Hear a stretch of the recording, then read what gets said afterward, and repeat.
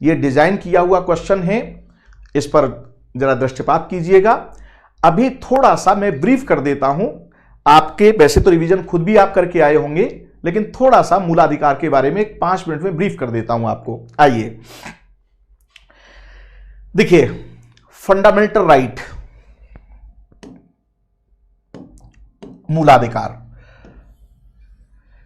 यह संविधान के पीटी वाला फैक्ट है, याद रखिएगा। संविधान के भाग 3 में है और कहां तक है? अनुच्छेद 12 से लेकर के अनुच्छेद 35 तक, याद रखिएगा। प्रीलिम्स में अक्सर करके पूछ लिया जाता है। खुशी बेटा गुड इवनिंग, गुड इवनिंग। अब फंडामेंटल राइट्स की जो संख्या है, हमें वर्तमान में 6 प्रकार के मूलाधिकार प्राप्त हैं। कितने?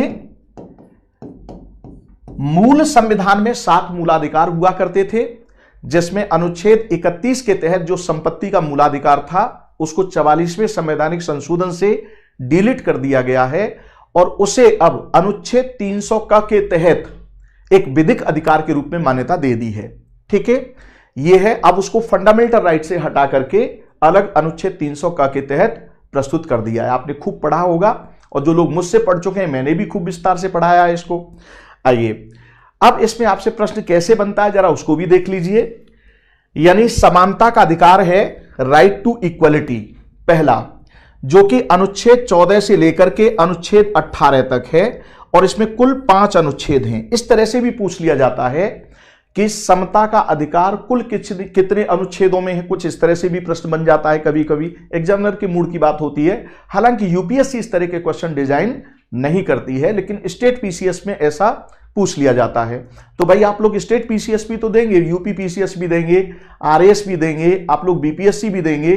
जो यूपीएससी की तैयारी करने वाला स्टूडेंट है वो स्टेट पीएससी का एग्जाम भी देता है, तो उसको भी हम लोग ध्यान में रखते हुए, ये मेन फोकस तो यूपीएससी पर है, लेकिन स्टेट पीसीएस को भी हम लोग शामिल कर लेते हैं। तो आ जाइए, समानता का अधिकार हो गया।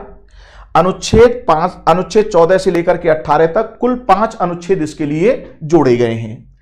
दूसरा अधिकार है आपका स्वतंत्रता का अधिकार। इसके लिए अनुच्छेद 19 से लेकर के 22 तक अनुच्छेद जोड़े गए हैं। इसमें भी कुल 5 अनुच्छेद हैं। अब आप देखेंगे पहले 4 अनुच्छेद थे। पहले कितने थे? 4 अनुच्छेद। लेकिन अभी कितने हो गए हैं?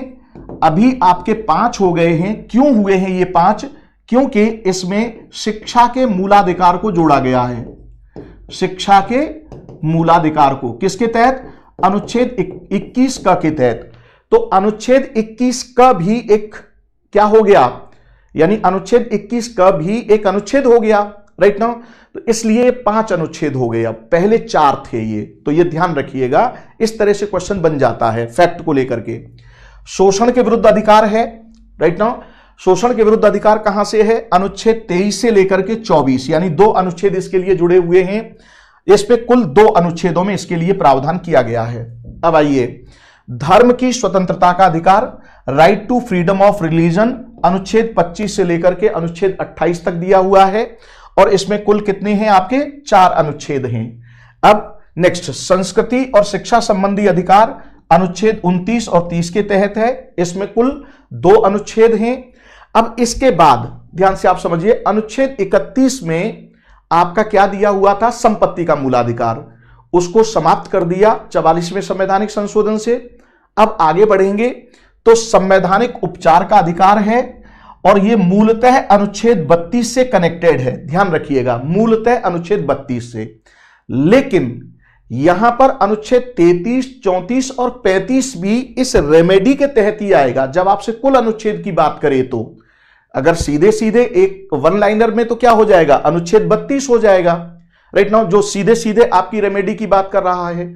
लेकिन इसके इन सभी के मामले में एक और खास बात है कि कुछ अधिकार ऐसे हैं जिन्हें कानून की जरूरत पड़ती है, वो अपने आप में पूर्ण नहीं है। जैसे आप अनुच्छेद 17 को लेंगे तो अनुच्छेद 17 क्या कह रहा है कि भाई अस्पृश्यता का अंत किया। ध्यान से आप समझिएगा, अस्पृश्यता का अंत हो गया। उसमें घोषणा कर दी कि भाई अब किसी भी रूप में अगर इसका आचरण किया जाएगा तो यह अपराध होगा। तो प्रश्न अब यह उठता है कि जब आप इसे एग्जीक्यूट करेंगे तो कैसे करेंगे? यानी अस्पृश्यता के तौर तरीके क्या मानेंगे, अनटचबिलिटी के पैरामीटर क्या होंगे, और अगर आप कोई बिहेवियर कर रहे हैं तो उसके लिए कितना दंड दिया जाएगा, उसका प्रोसीजर क्या होगा, यह सब आपको डिफाइन करना पड़ेगा ना।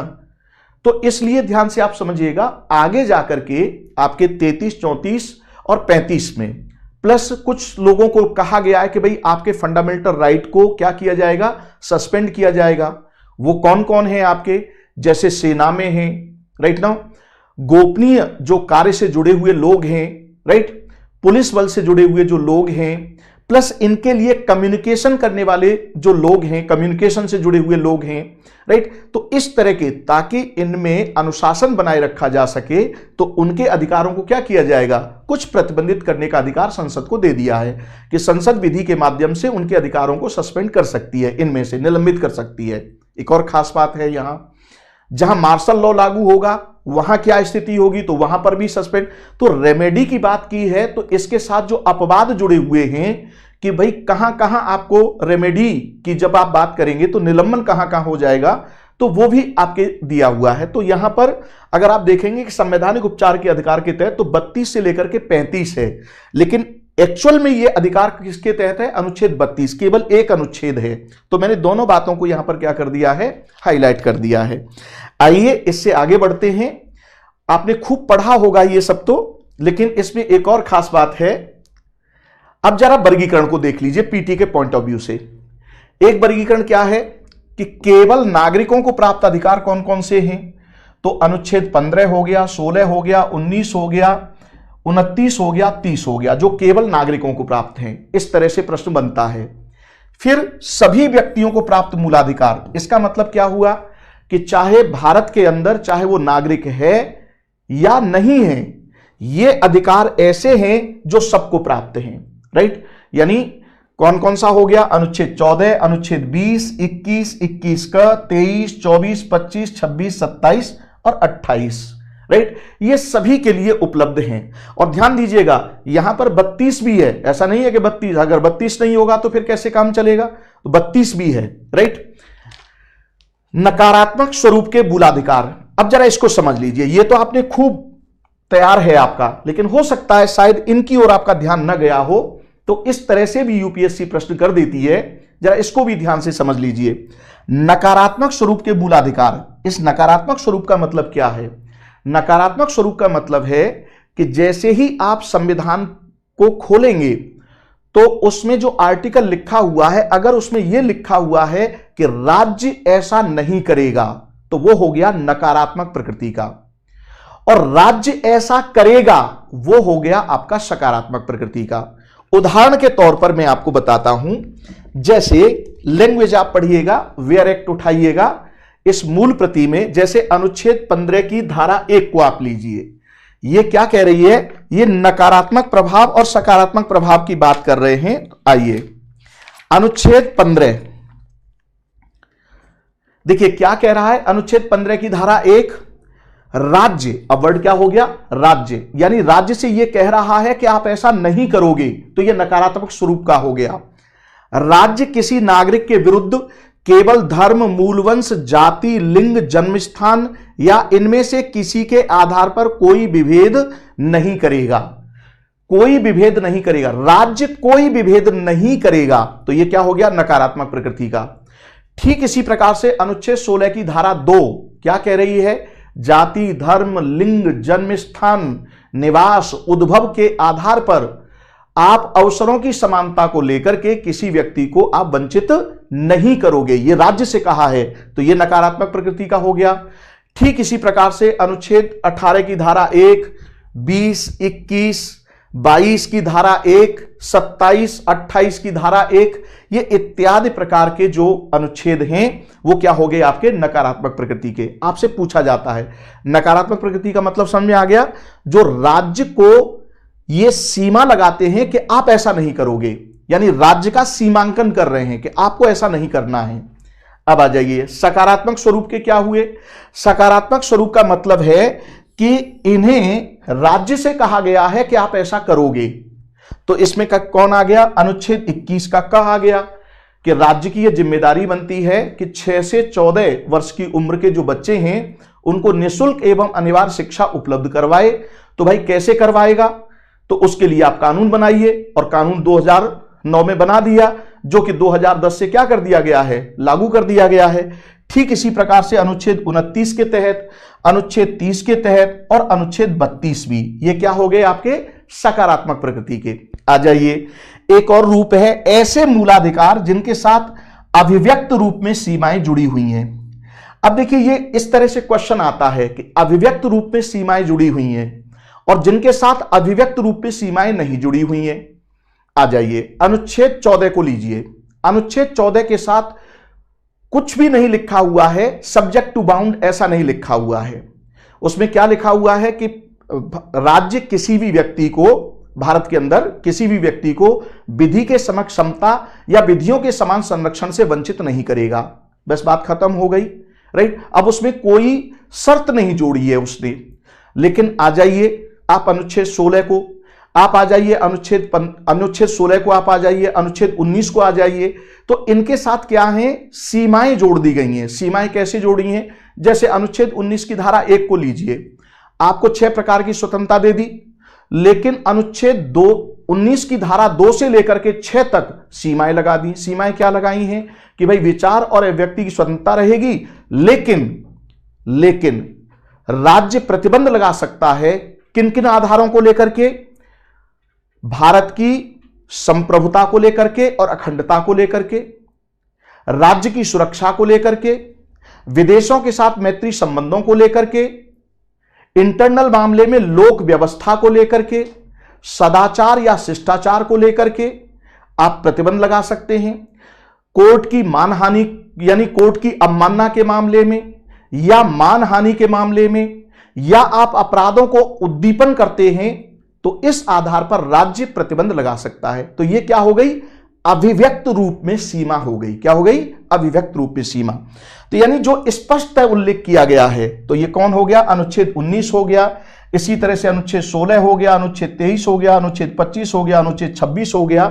इनमें सीमांकन दिया हुआ है और आपसे पूछा भी जाता है कि वो सीमांकन क्या क्या है। आ जाइए आगे का प्रश्न, पहलू क्या है इसका, ऐसे अधिकार जिनके साथ अभिव्यक्त सीमाएं नहीं हैं। तो किस किस के साथ नहीं है, अनुच्छेद 14 अपने आप में, उसमें कोई सीमा का उल्लेख नहीं है। अनुच्छेद 17 में किसी सीमा का उल्लेख नहीं है। क्या लिख दिया है कि अस्पृश्यता का अंत किया जाता है और इसी का किसी भी रूप में आचरण दंडनीय अपराध माना जाएगा।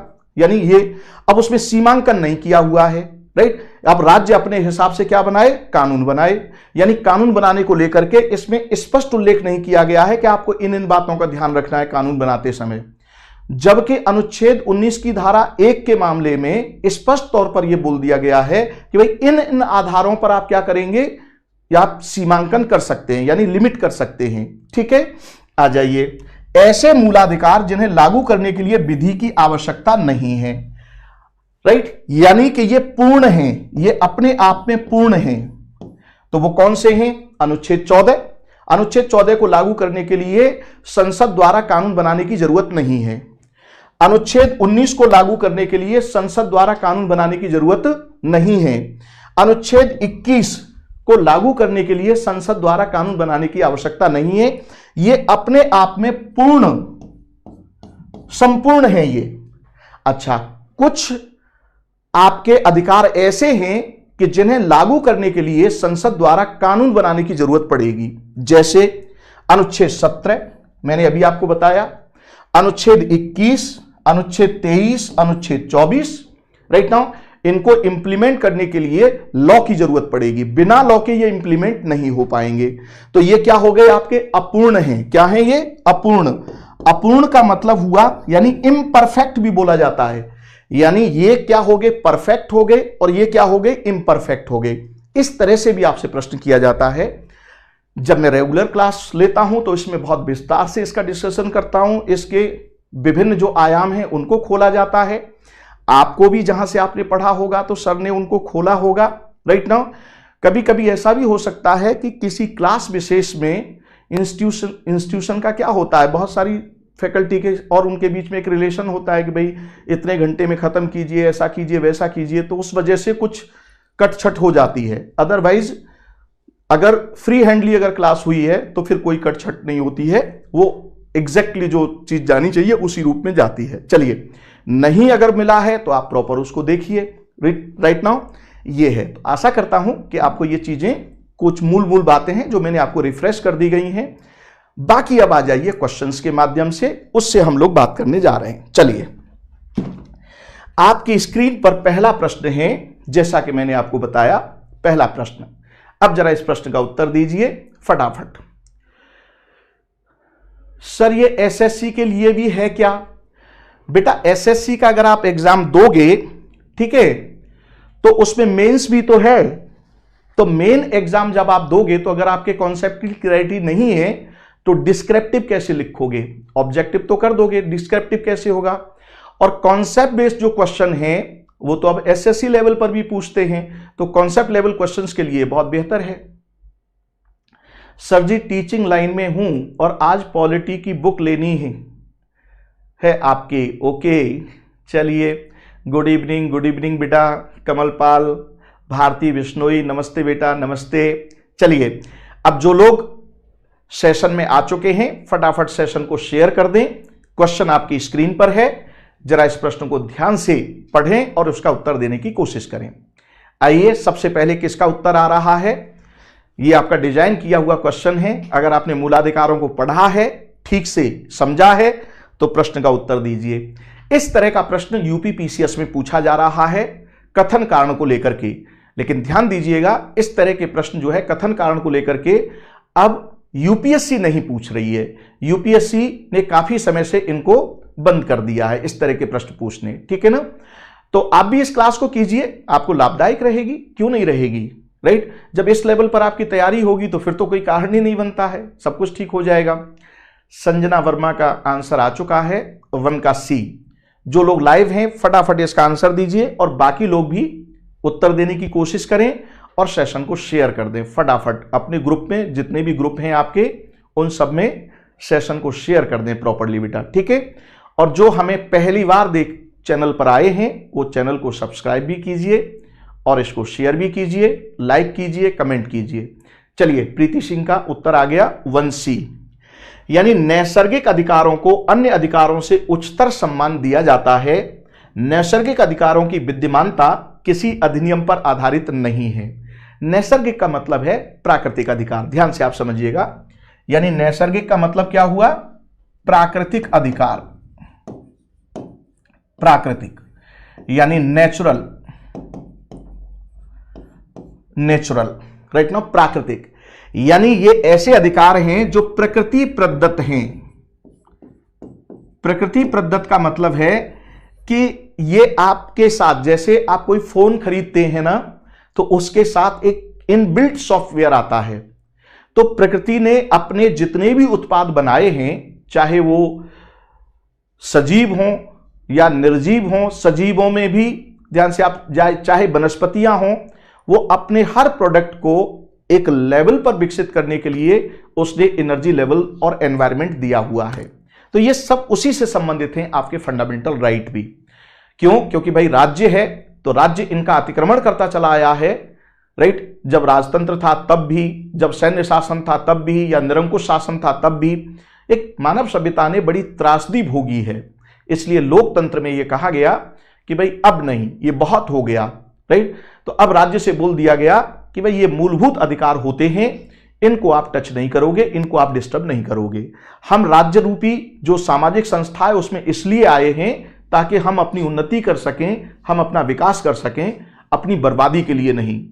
और हमारी बहुत पीढ़ियां हैं मानव सभ्यता की, और उन पीढ़ियों में मोर देन 80 to 90% लोगों के जीवन को पूरी तरह से पशुवत बना दिया राज्य ने। राइट नाउ, कहां अधिकार दिए थे? अरे आप उसको उठा करके देखिए, दास बना दिए जाते थे। राइट, द्रौपदी दास बना दी गई थी। राइट, और बोल दिए कि दास के कोई अधिकार नहीं होते हैं। और भीष्म जैसे व्यक्ति, राइट नाउ, उस दौर के जो परम राजनीति के परम मर्मज्ञ थे, उन्होंने भी गर्दन झुका ली और उन्होंने क्या कहा कि भाई दास के तो कोई अधिकार ही नहीं होते हैं, तो हम क्या बोल सकते हैं? अरे भाई, दास के कोई अधिकार नहीं होते हैं, आप क्या नहीं बोल सकते? यानी आपने उस समय की व्यवस्था पर तो आपने फोकस किया, आपने इस बात पर फोकस नहीं किया कि प्रकृति ने सबको एक समान बनाया है। अगर दासत्व की बात है तो ये प्रकृति की थोड़ी नहीं है, ये तो व्यक्ति द्वारा बनाए गए नियम हैं। तो व्यक्ति द्वारा बनाए गए नियमों को आप इतनी प्राथमिकता देंगे तो परिणाम भुगतने के लिए तैयार हो जाइए। 6 महीने तक बाणों की सैया पर सोइए और उन गर्दनों को कटना ही था, राइट नाउ। तो दैट इज द थिंग्स। तो प्रकृति प्रदत्त अधिकारों का वायलेशन नहीं होना चाहिए। अगर प्रकृति प्रदत्त अधिकारों का वायलेशन होता है तो कीमत अदा करनी पड़ती है, उसकी कीमत चुकानी पड़ती है। आइए, तो नैसर्गिक अधिकारों को अन्य अधिकारों से उच्चतर सम्मान दिया जाता है, दिया ही जाता है। सब लोग इस बात पर सहमत हैं, राजनीति विज्ञान के जितने भी प्रणेता हैं। तो यह कथन बिल्कुल सही है। दूसरा, नैसर्गिक अधिकारों की विद्यमानता किसी अधिनियम पर आधारित नहीं है। मतलब जो प्रकृति प्रदत्त चीज है उसके लिए विधायिका कानून बना करके थोड़ी नहीं देगी आपको, right, no need to it. और सुप्रीम कोर्ट ने बार बार इसका इंटरप्रिटेशन किया है। हां, शुरुआत में उससे इसने नैरो इंटरप्रिटेशन किया था जिसकी भारी आलोचना हुई थी अनुच्छेद 21 को लेकर के, राइट नाउ। और अब देख रहे हैं बाद में फिर उसने अपनी इस भूल को सुधारा सुप्रीम कोर्ट ने। तो शुरुआत में उसका नैरो इंटरप्रिटेशन था, आपने खूब पढ़ा होगा इसको। तो देखिए, यह कथन भी सही है और कारण भी सही है, राइट। जो चीज प्रकृति प्रदत्त है उसको अधिनियम के माध्यम से, अरे भाई समानता का अधिकार, तो समानता के अधिकार को देने के लिए कानून की जरूरत पड़ेगी क्या? यानी किसी विधायिका की जरूरत पड़ेगी, किसी राज्य की जरूरत पड़ेगी? अरे भाई, राज्य तुम्हारी जिम्मेदारी यह है कि समानता के इस अधिकार को डिस्टर्ब मत करो, हमारे स्वतंत्रता के अधिकार को डिस्टर्ब न करो, हमारा शोषण न करो, हमें अपने अनुसार, हमें अपने अंतःकरण की आवाज के अनुसार हमें काम करने दो, राइट। तो ये जो चीजें हैं ये प्रकृति प्रदत्त हैं, ये किसी अधिनियम की विद्यमानता पर निर्भर थोड़ी नहीं करेंगी। और ये दोनों ही बातें क्या हैं? सुप्रीम कोर्ट के डिसीजन से, और उन्हीं में से कथन कारण में से मैंने ये क्वेश्चन डिजाइन किया है आपके लिए। तो इसमें कथन भी सही है, कारण भी सही है, और कारण कथन की व्याख्या करता है। कारण कथन की व्याख्या कैसे कर रहा है समझिए। नैसर्गिक अधिकारों को अन्य अधिकारों से उच्चतर सम्मान दिया जाता है। जब उच्चतर हैं, नैसर्गिक अधिकार सर्वोच्च हैं, तो फिर भाई वो उनके लिए किसी अधिनियम की जरूरत थोड़ी नहीं होगी जिससे उसे लागू किया जाए।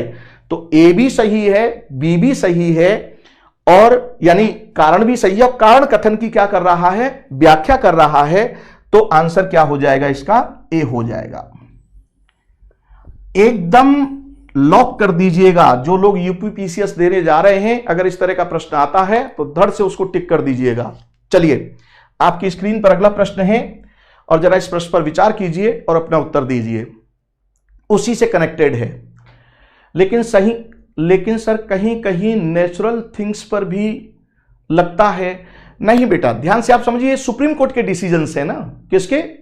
ये मेरे और आपकी बात नहीं है। यहां हम पॉलिटी पढ़ रहे हैं और पॉलिटी पढ़ते समय चीजें इंटरकनेक्टेड होती हैं। अब ये प्रामाणिक बातें हैं, ये दोनों ही सुप्रीम कोर्ट के डिसीजंस के आधार पर ही हैं ये, राइट नाउ। 1974 में, राइट नाउ, जब ध्यान से आप समझिएगा, केशवानंद भारती बनाम केरल राज्य तो आपने पढ़ा ही होगा। उसके बाद फिर बाद में भी जितने भी डिसीजंस आते हैं तो सुप्रीम कोर्ट ने क्लियर कर दिया है, राइट नाउ। इंटरप्रिटेशन है ये उसका, तो एकदम इसको लॉक कर दीजिए।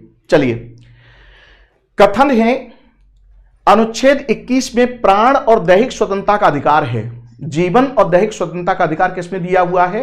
अनुच्छेद 21 में, जिसे राष्ट्रीय आपात की अवधि में भी निलंबित नहीं किया जा सकता। क्या यह कथन सही है? दूसरा, कारण, प्राण या दैहिक स्वतंत्रता का अधिकार एक नैसर्गिक अधिकार है।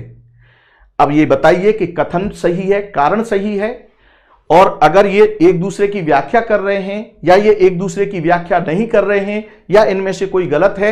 आपके सामने स्क्रीन पर जवाब है, फटाफट आंसर दीजिए। देखिए, very good, very good. Pradeep Kumar A, Sanjana 2A, Preeti Singh 2A, Ajay 2A, बाकी लोग भी आंसर दीजिए जो भी लोग हैं। देखिए क्या होगा, गलत हो जाएगा, प्रश्न का उत्तर गलत होगा, यही तो है, इससे ज्यादा और क्या हो सकता है। लेकिन उत्तर देना बहुत जरूरी है, आंसर देना बहुत जरूरी है, ठीक है। भले ही गलत दीजिए, कोई बात नहीं, ताकि आप पहले से ही जो गलती हो रही है उनके लिए आपको सुधार का मौका मिलेगा। तो कमेंट जरूर कीजिए। तो ध्यान से आप समझिएगा, कथन बिल्कुल सही है। क्या है कथन? कि अनुच्छेद 359 के, ध्यान से आप समझिएगा, अनुच्छेद 352 के तहत जब आपात की उद्घोषणा की जाती है तो ध्यान से आप समझिएगा, अब इसमें दो लेवल हो जाते हैं, एक हो जाता है आंतरिक और दूसरा हो जाता है बाह्य, यानी युद्ध और बाह्य आक्रमण के आधार पर अगर उद्घोषणा की गई है, और यदि आंतरिक का मतलब यह हुआ कि यदि सशस्त्र विद्रोह के आधार पर अगर उद्घोषणा की गई है, तो ध्यान से आप समझिए ये आधार हैं। अगर इस आधार पर उद्घोषणा की है तो आर्टिकल 358 कहता है कि अनुच्छेद 19 निलंबित हो जाएगा। ठीक है, लेकिन ध्यान से आप समझिए, ये तो एक अलग बात होगी, स्पेशल कंडीशन हो गई। लेकिन आर्टिकल 359 क्या कहता है? आर्टिकल 359 कहता है कि अगर आपने आपातकाल लगाया है तो उसके बाद अगर आपको जरूरत पड़ती है तो राष्ट्रपति एक अलग से उद्घोषणा जारी करके इन मूलाधिकारों को निलंबित कर सकता है। लेकिन 44वें संशोधन से यह जोड़ा गया था कि आप अनुच्छेद 20 और 21 का निलंबन नहीं कर सकते। यह कब से जोड़ा है? 44वें संशोधन से। अब यह बात क्यों, तो ध्यान से आप समझिए, अब यह बात समझ में आ गई ना कि नैसर्गिक अधिकार है भाई। ये क्या है? जीवन और दैहिक स्वतंत्रता नैसर्गिक अधिकार है। यह किसी विधायिका के उस पर थोड़ी नहीं निर्भर करेगी भाई, उसकी दया पर, राइट? तो ये क्यों, राइट ना, इसका प्रोटेक्शन होना ही चाहिए। तो इसीलिए इस पर सुप्रीम कोर्ट का डिसीजन भी आ चुका है। तो ध्यान से आप समझिए, यह कथन भी सही है, कारण भी सही है, और कारण कथन की व्याख्या कर रहा है। यह पिछले वाले प्रश्न से ही डिजाइन किया हुआ है। वेरी गुड खुशी, एकदम बिल्कुल सही दिशा में है बेटा, बहुत शानदार।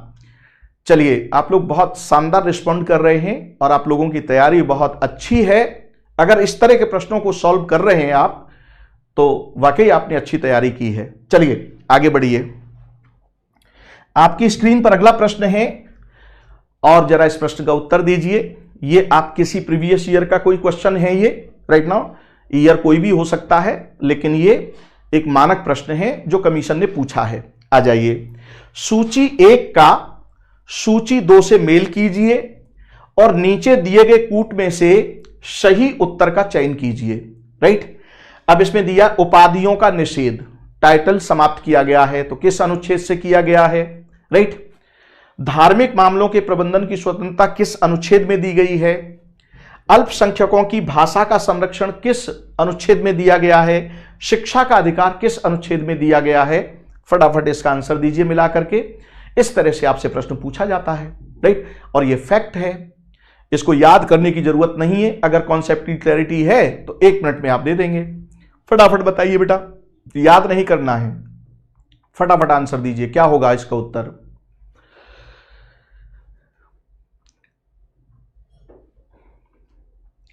संजना वर्मा, वेरी गुड, आज तो एकदम धड़ाधड़ फायरिंग चल रहा है इस बेटा का।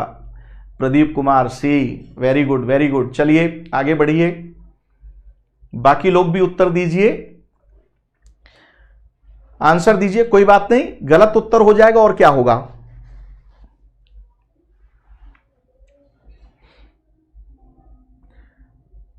बाकी लोग भी आंसर दीजिए, फटाफट दीजिए। चलिए मैं बताता हूं आपको, उपाधियों का निषेध किस में दिया गया है? राइट, तो ये हो गया 18 भाई। अनुच्छेद 14 में विधि के समक्ष समता, विधियों का समान संरक्षण। अनुच्छेद 15 में आपके समानता, यानी राज्य से कहा गया है कि भाई जाति, धर्म, लिंग, जन्म स्थान इस आधार पर विभेद नहीं करेंगे, और नागरिकों से भी कहा गया है। फिर अनुच्छेद 16 में अवसरों की समानता की बात हो गई सरकारी नौकरियों के मामले में। फिर 17 में अस्पृश्यता का अंत कर दिया गया, और 18 में उपाधियों के अंत की बात की गई है, क्योंकि उपाधि जो होती है वो डिस्क्रिमिनेट करेगी भाई, बराबरी को लेकर के, समानता को लेकर के ये समस्या पैदा होगी, इसलिए उसको समाप्त करने की बात की गई है। लेकिन गुण के आधार पर अगर उपाधि मिल रही है तो इसकी परमिशन है। गुण के आधार पर मतलब क्या है? जैसे आपने पीएचडी की हुई है तो आपको क्या बोला जाता है? डॉक्टर साहब, राइट। आपने बीटेक किया हुआ है, इंजीनियर साहब, राइट। इसी तरह से अगर आपने सेना में कोई शौर्य का प्रदर्शन किया है तो परमवीर चक्र हो गया, महावीर चक्र हो गया, शौर्य चक्र हो गया। इस तरह से जो उपाधि मिलेंगी तो ये आपकी वंशानुगत नहीं है, ये आपकी गुण के आधार पर हैं, आपके प्रदर्शन के आधार पर हैं।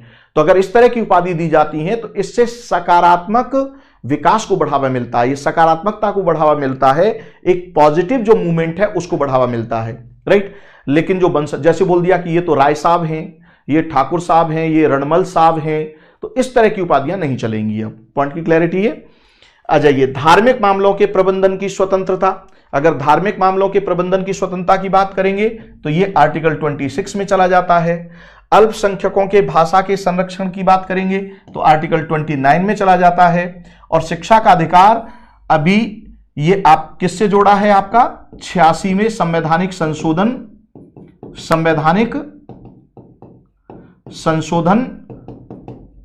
2002 के माध्यम से, ठीक है। ये आपका अलग से जोड़ा गया है, इसीलिए 5 हो गए थे ये। तो आप लगा लीजिए क्या हो जाएगा, उपाधि यानी एक का 3 हो जाएगा, 1 का 3 हो गया, ठीक है। और बी में आ जाइए, 2 नंबर पर आ जाइए तो 4 हो गया। और इसमें आ जाइए तो आपका सी यानी तीसरे नंबर पर 1 हो गया और चौथे नंबर पर आपका 2 हो गया। तो 3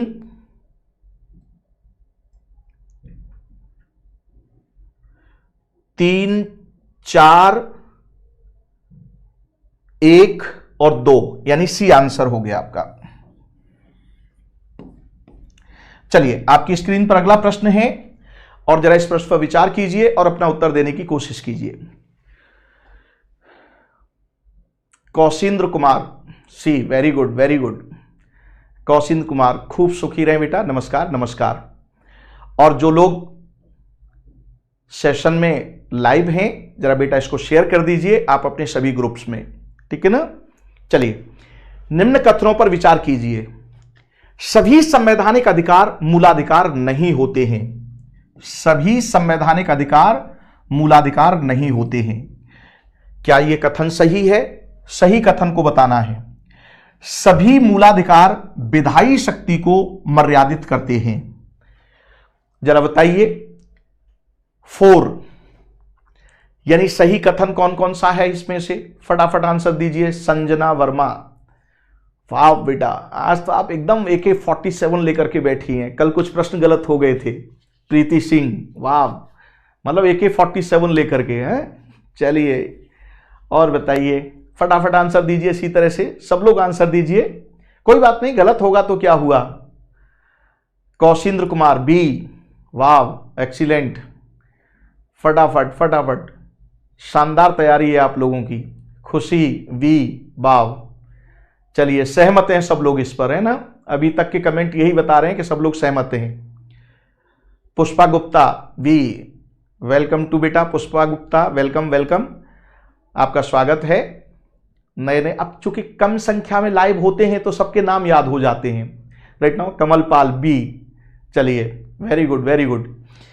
आइए, तो ध्यान से आप समझिए, आप लोग सहमत हैं तो चलिए आप लोगों से मैं भी सहमत हो जाता हूं, ठीक है ना।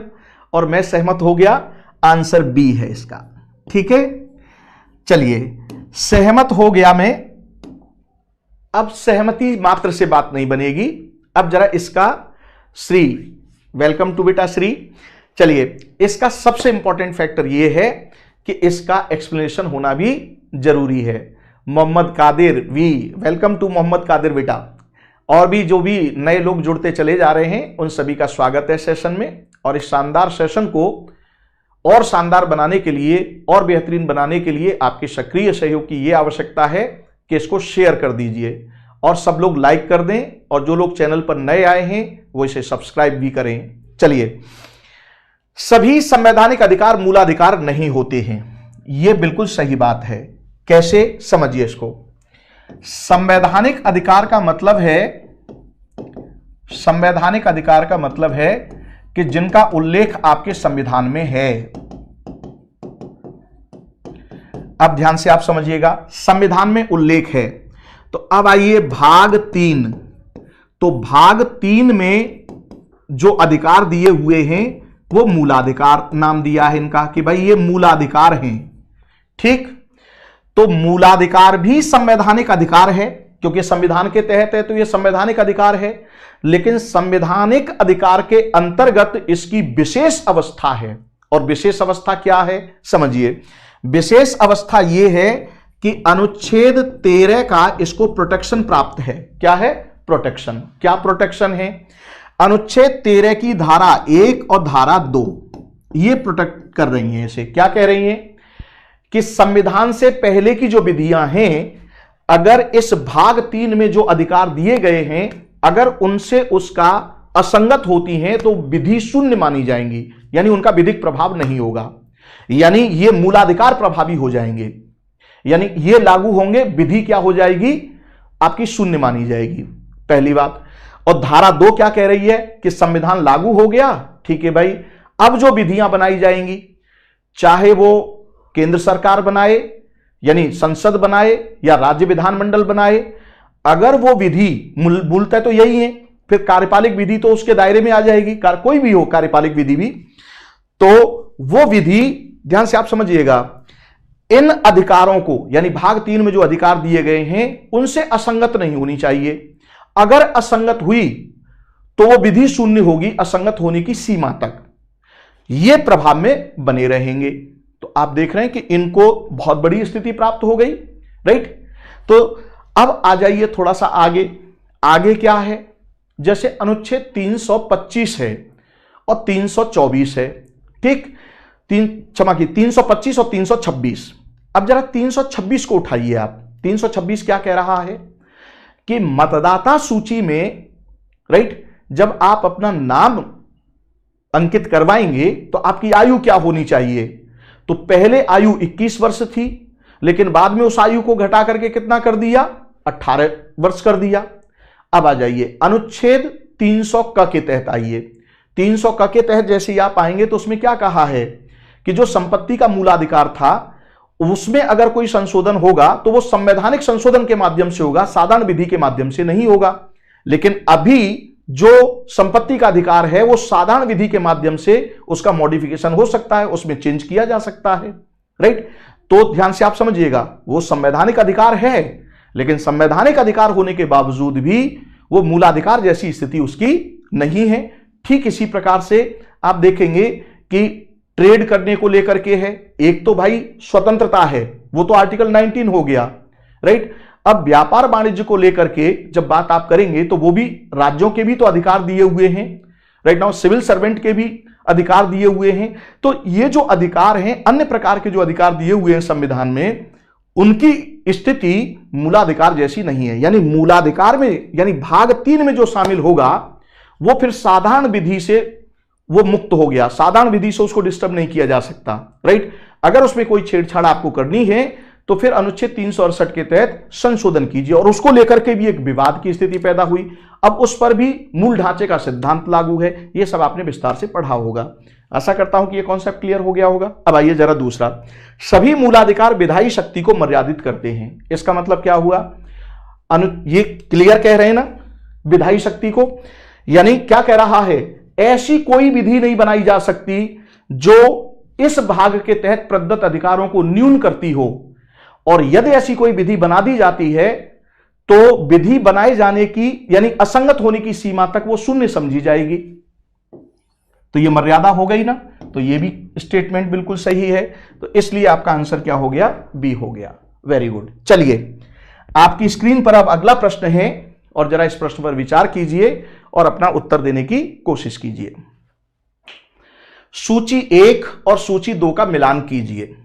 यह भी किसी न किसी वर्ष का आपका क्वेश्चन है, या स्टेट पीसीएस का भी हो सकता है, आईएएस का हो सकता है, किसी भी वर्ष से रिलेटेड यह क्वेश्चन हो सकता है। वर्ष हमने नहीं मेंशन की हुई है, यह ऑथराइज क्वेश्चन है कमीशन का, राइट। जरा इस पर विचार कीजिए और अपना उत्तर देने की कोशिश कीजिए। यह प्रश्न आपके सामने क्यों रखे जा रहे हैं? ताकि आपको मॉडल, देखिए पीवाईक्यू क्वेश्चन के माध्यम से आपको यह पता चलेगा कि आपका जो सिलेबस है उस सिलेबस से यूपीएससी किस तरह से प्रश्न करती है। तो आपका माइंड ट्रेंड हो जाएगा इससे, राइट नाउ। तो इनको माइन्यूटली ऑब्जर्व करना है क्वेश्चंस को। आ जाइए। मोहम्मद कादिर, फिफ्थ का A. Sanjana Verma, very good very good. Ritu Kushwaha, very good. Khushi, very good. Preeti Singh, very good. आज आप लोग एकदम खड़क तलवार लेकर के हैं, झांसी की रानी की तरह कि भाई अब युद्ध है, राइट। अरे एकदम बहुत शानदार, बहुत शानदार, वाह, एक्सीलेंट। चलिए तो देखिए, समानता का अधिकार अनुच्छेद 14 से 18, इसीलिए मैं पीपीटी में सबसे पहले आपको लेकर के आया था ना, 14 से 18 दिया हुआ है।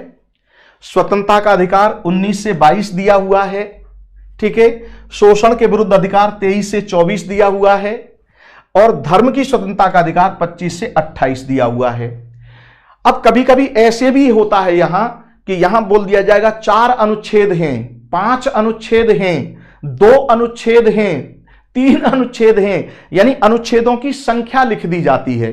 यहां तो लिखा है कि 14 से 18, लेकिन अब यहां लिख देगा 5, 4, 5, 2, 3, इस तरह से। तो वो भी आपको पता होना चाहिए, ऐसे भी कमीशन प्रश्न किया हुआ है आपसे, राइट नाउ।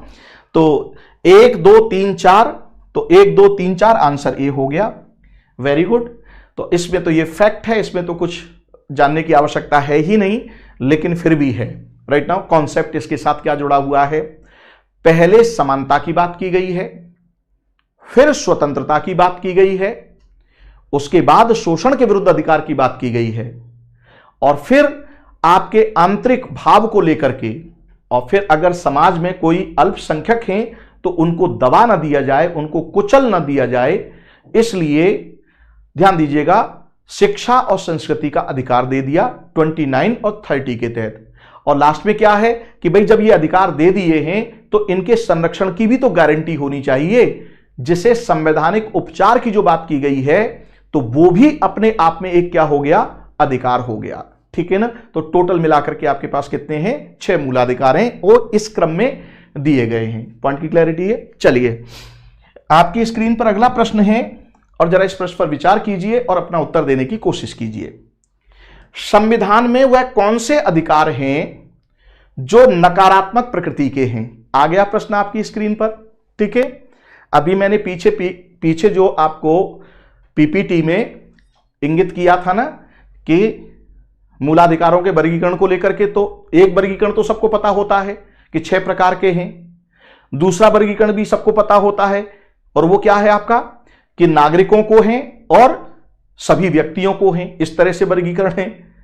लेकिन एक तीसरा और है, ये चौथा और है, 5वां और है, 6वां और है, 7वां और है। इस तरह से भी प्रश्न किए जाते हैं, माइन्यूटली ऑब्जर्व करके प्रश्न किए जाते हैं। तो जरा इसका उत्तर दीजिए। अब यहां थोड़ा सा फंस रहे हैं, उत्तर नहीं आया है, तो जरा फटाफट दीजिए अब आप, राइट। संविधान में वह कौन से अधिकार हैं जो नकारात्मक प्रकृति के हैं। पहले आप आंसर दीजिए, फिर हम लोग इसकी व्याख्या करते हैं। कौशिंद्र कुमार, वेरी गुड, आंसर आ गया है कौशिंद्र कुमार की ओर से। बाकी लोग भी अपना उत्तर देने की कोशिश करें। यस, फटाफट आंसर दीजिए बेटा। Sanjana Verma, very good very good very good. अब इसमें थोड़ी सी मत भिन्नता आ गई, DCA, यानी ऑप्शन चेंज हो गए, इसमें सब सहमत नहीं है, एक मत नहीं है। चलिए कोई बात नहीं, एक मत नहीं है तो हम यहां पर बताएंगे कि सही क्या है, राइट नाउ। खुशी A, चलिए अब इसको मैं एक्सप्लेन करता हूं, बाकी लोग भी जवाब दीजिए। Pradeep Kumar D, very good very good very good. अब मेरे जो डिजाइन किए हुए प्रश्न हैं उनकी संख्या ज्यादा रहेगी, ठीक है ना। लास्ट ईयर के क्वेश्चंस भी रहेंगे और उनके बराबर ही मेरे खुद के डिजाइन किए हुए क्वेश्चन भी रहेंगे, ताकि बहुत अच्छे से आपकी ये पॉलिटी तैयार हो जाए, ठीक है। Shri A, Ajay 6C, very good बेटा वेरी गुड। और जरा जो पहली बार हमारे चैनल पर विजिट कर रहे हैं वो इस सेशन को शेयर भी कर दें और चैनल को सब्सक्राइब भी कर दें, बेटा आपके सपोर्ट की जरूरत है। चलिए, अनुच्छेद 14, अनुच्छेद 15 का 1, अनुच्छेद 16 का 2। अब जरा इसको यह समझ लीजिए कि नकारात्मक प्रकृति का क्या मतलब है। मैंने अभी आपको बताया था, यहां नकारात्मक प्रकृति का मतलब है कि वह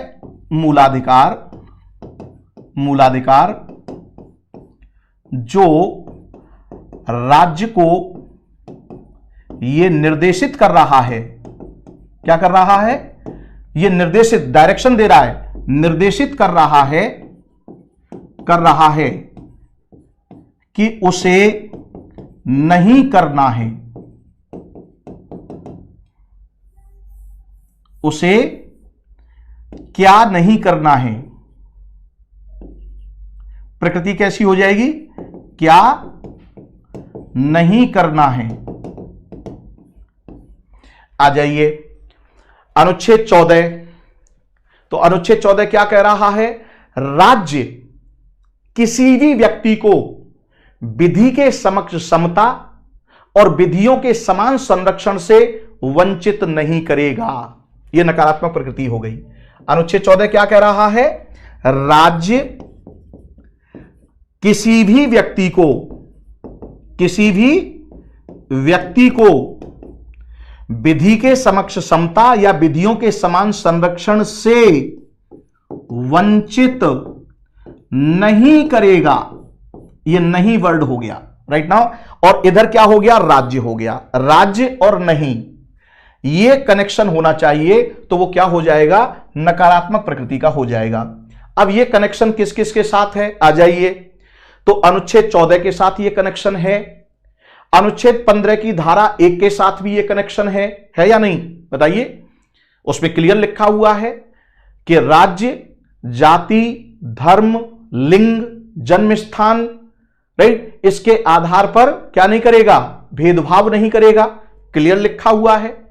अनुच्छेद 16 की धारा 2 में भी यही लिखा हुआ है कि राज्य, जाति, धर्म, लिंग, जन्म स्थान, मूल वंश, जन्म स्थान, मूल वंश, निवास, राइट नाउ, इन आधारों में से किसी आधार पर अवसरों की समानता को लेकर के कोई भेदभाव नहीं करेगा। राइट नाउ, नहीं की बात जुड़ गई, तो 16 की धारा 2। अब आइए अनुच्छेद 20। अनुच्छेद 20 में क्या कहा है कि भाई राज्य है, क्या नहीं करेगा, तो इसमें भी नहीं का कॉन्सेप्ट आ जाता है कि भाई कोई भी व्यक्ति जो होगा अगर उसे गिरफ्तार किया जाएगा तो गिरफ्तारी का कारण बताना पड़ेगा। और फिर क्या कहा है, उसे अपने पसंद के वकील से, किससे, राज्य, उसे अपने पसंद के वकील से अपनी सुरक्षा करने के अधिकार से वंचित नहीं करेगा। तो यहां पर भी नहीं का भाव आ गया 20 में। अब आ जाइए 21 में।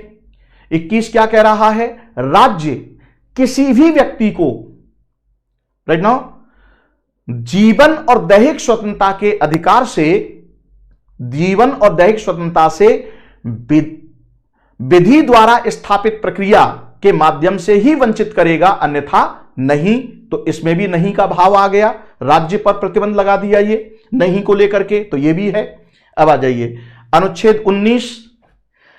अनुच्छेद 19 क्या कह रहा है, अब जरा समझिए अनुच्छेद 19 को।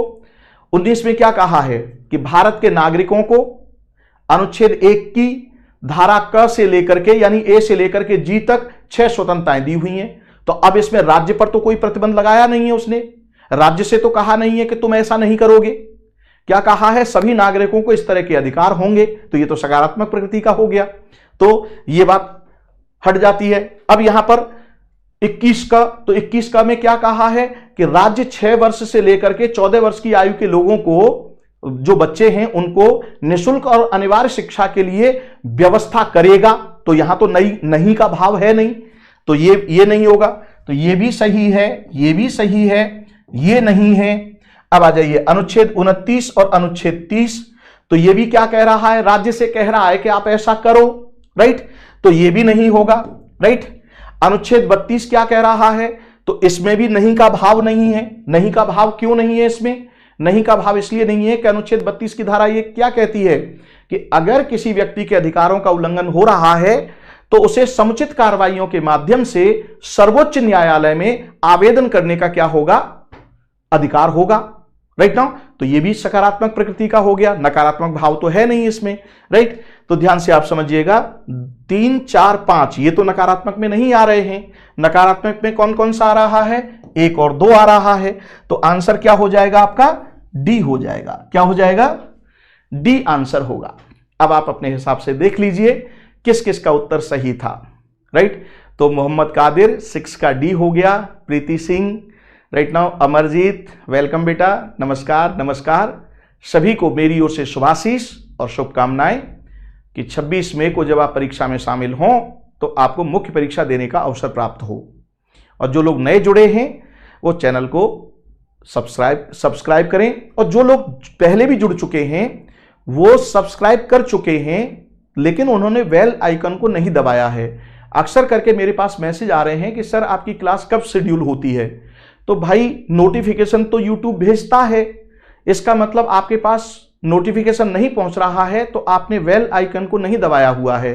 एक घंटी का जो बटन हो उसमें सिंबल होता है उसको जरा क्लिक कर देंगे तो ये नोटिफिकेशन आपको मिलना शुरू हो जाएंगे, तो वो जरूर करें आप, राइट नाउ बेल आइकन को जरूर दबाएं। चलिए, तो आंसर क्या हो जाएगा? डी हो जाएगा। चलिए, आपकी स्क्रीन पर अगला प्रश्न है और जरा इस प्रश्न पर विचार कीजिए और अपना उत्तर देने की कोशिश कीजिए। क्या होगा? देखिए, मेरे इन प्रश्नों के उत्तर सार्वजनिक, देखिए प्रश्न भी सार्वजनिक हैं ये और उत्तर भी सार्वजनिक हैं। ऐसा नहीं है जब कमीशन ने इनको ओपन कर, अरे भाई कमीशन एग्जाम लेता है, आपको क्या बोल देता है कि भाई ठीक है आप जो है क्वेश्चन बैंक को अपने साथ ले जाइए। तो यूपीएससी हो या स्टेट पीसीएस हो, वो छुपा करके तो रखता नहीं है क्वेश्चन को, तो ये सार्वजनिक हैं, डोमेन में है।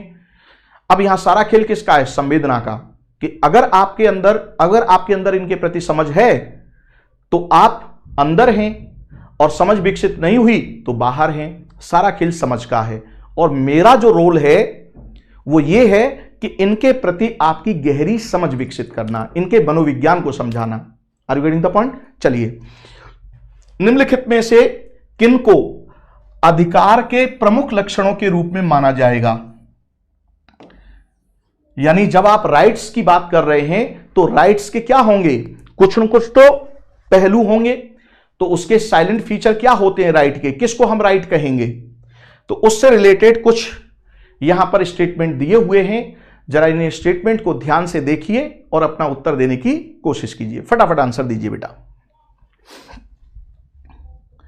और क्लास में आप लोग पानी की बोतल वोटल वगैरह साथ में रखा कीजिए, राइट नाउ, ताकि प्रॉपर सेशन में लगातार जुड़े रहें, इधर उधर न जाना पड़े, ठीक है ना। चलिए फटाफट आंसर दीजिए बेटा, क्या होगा?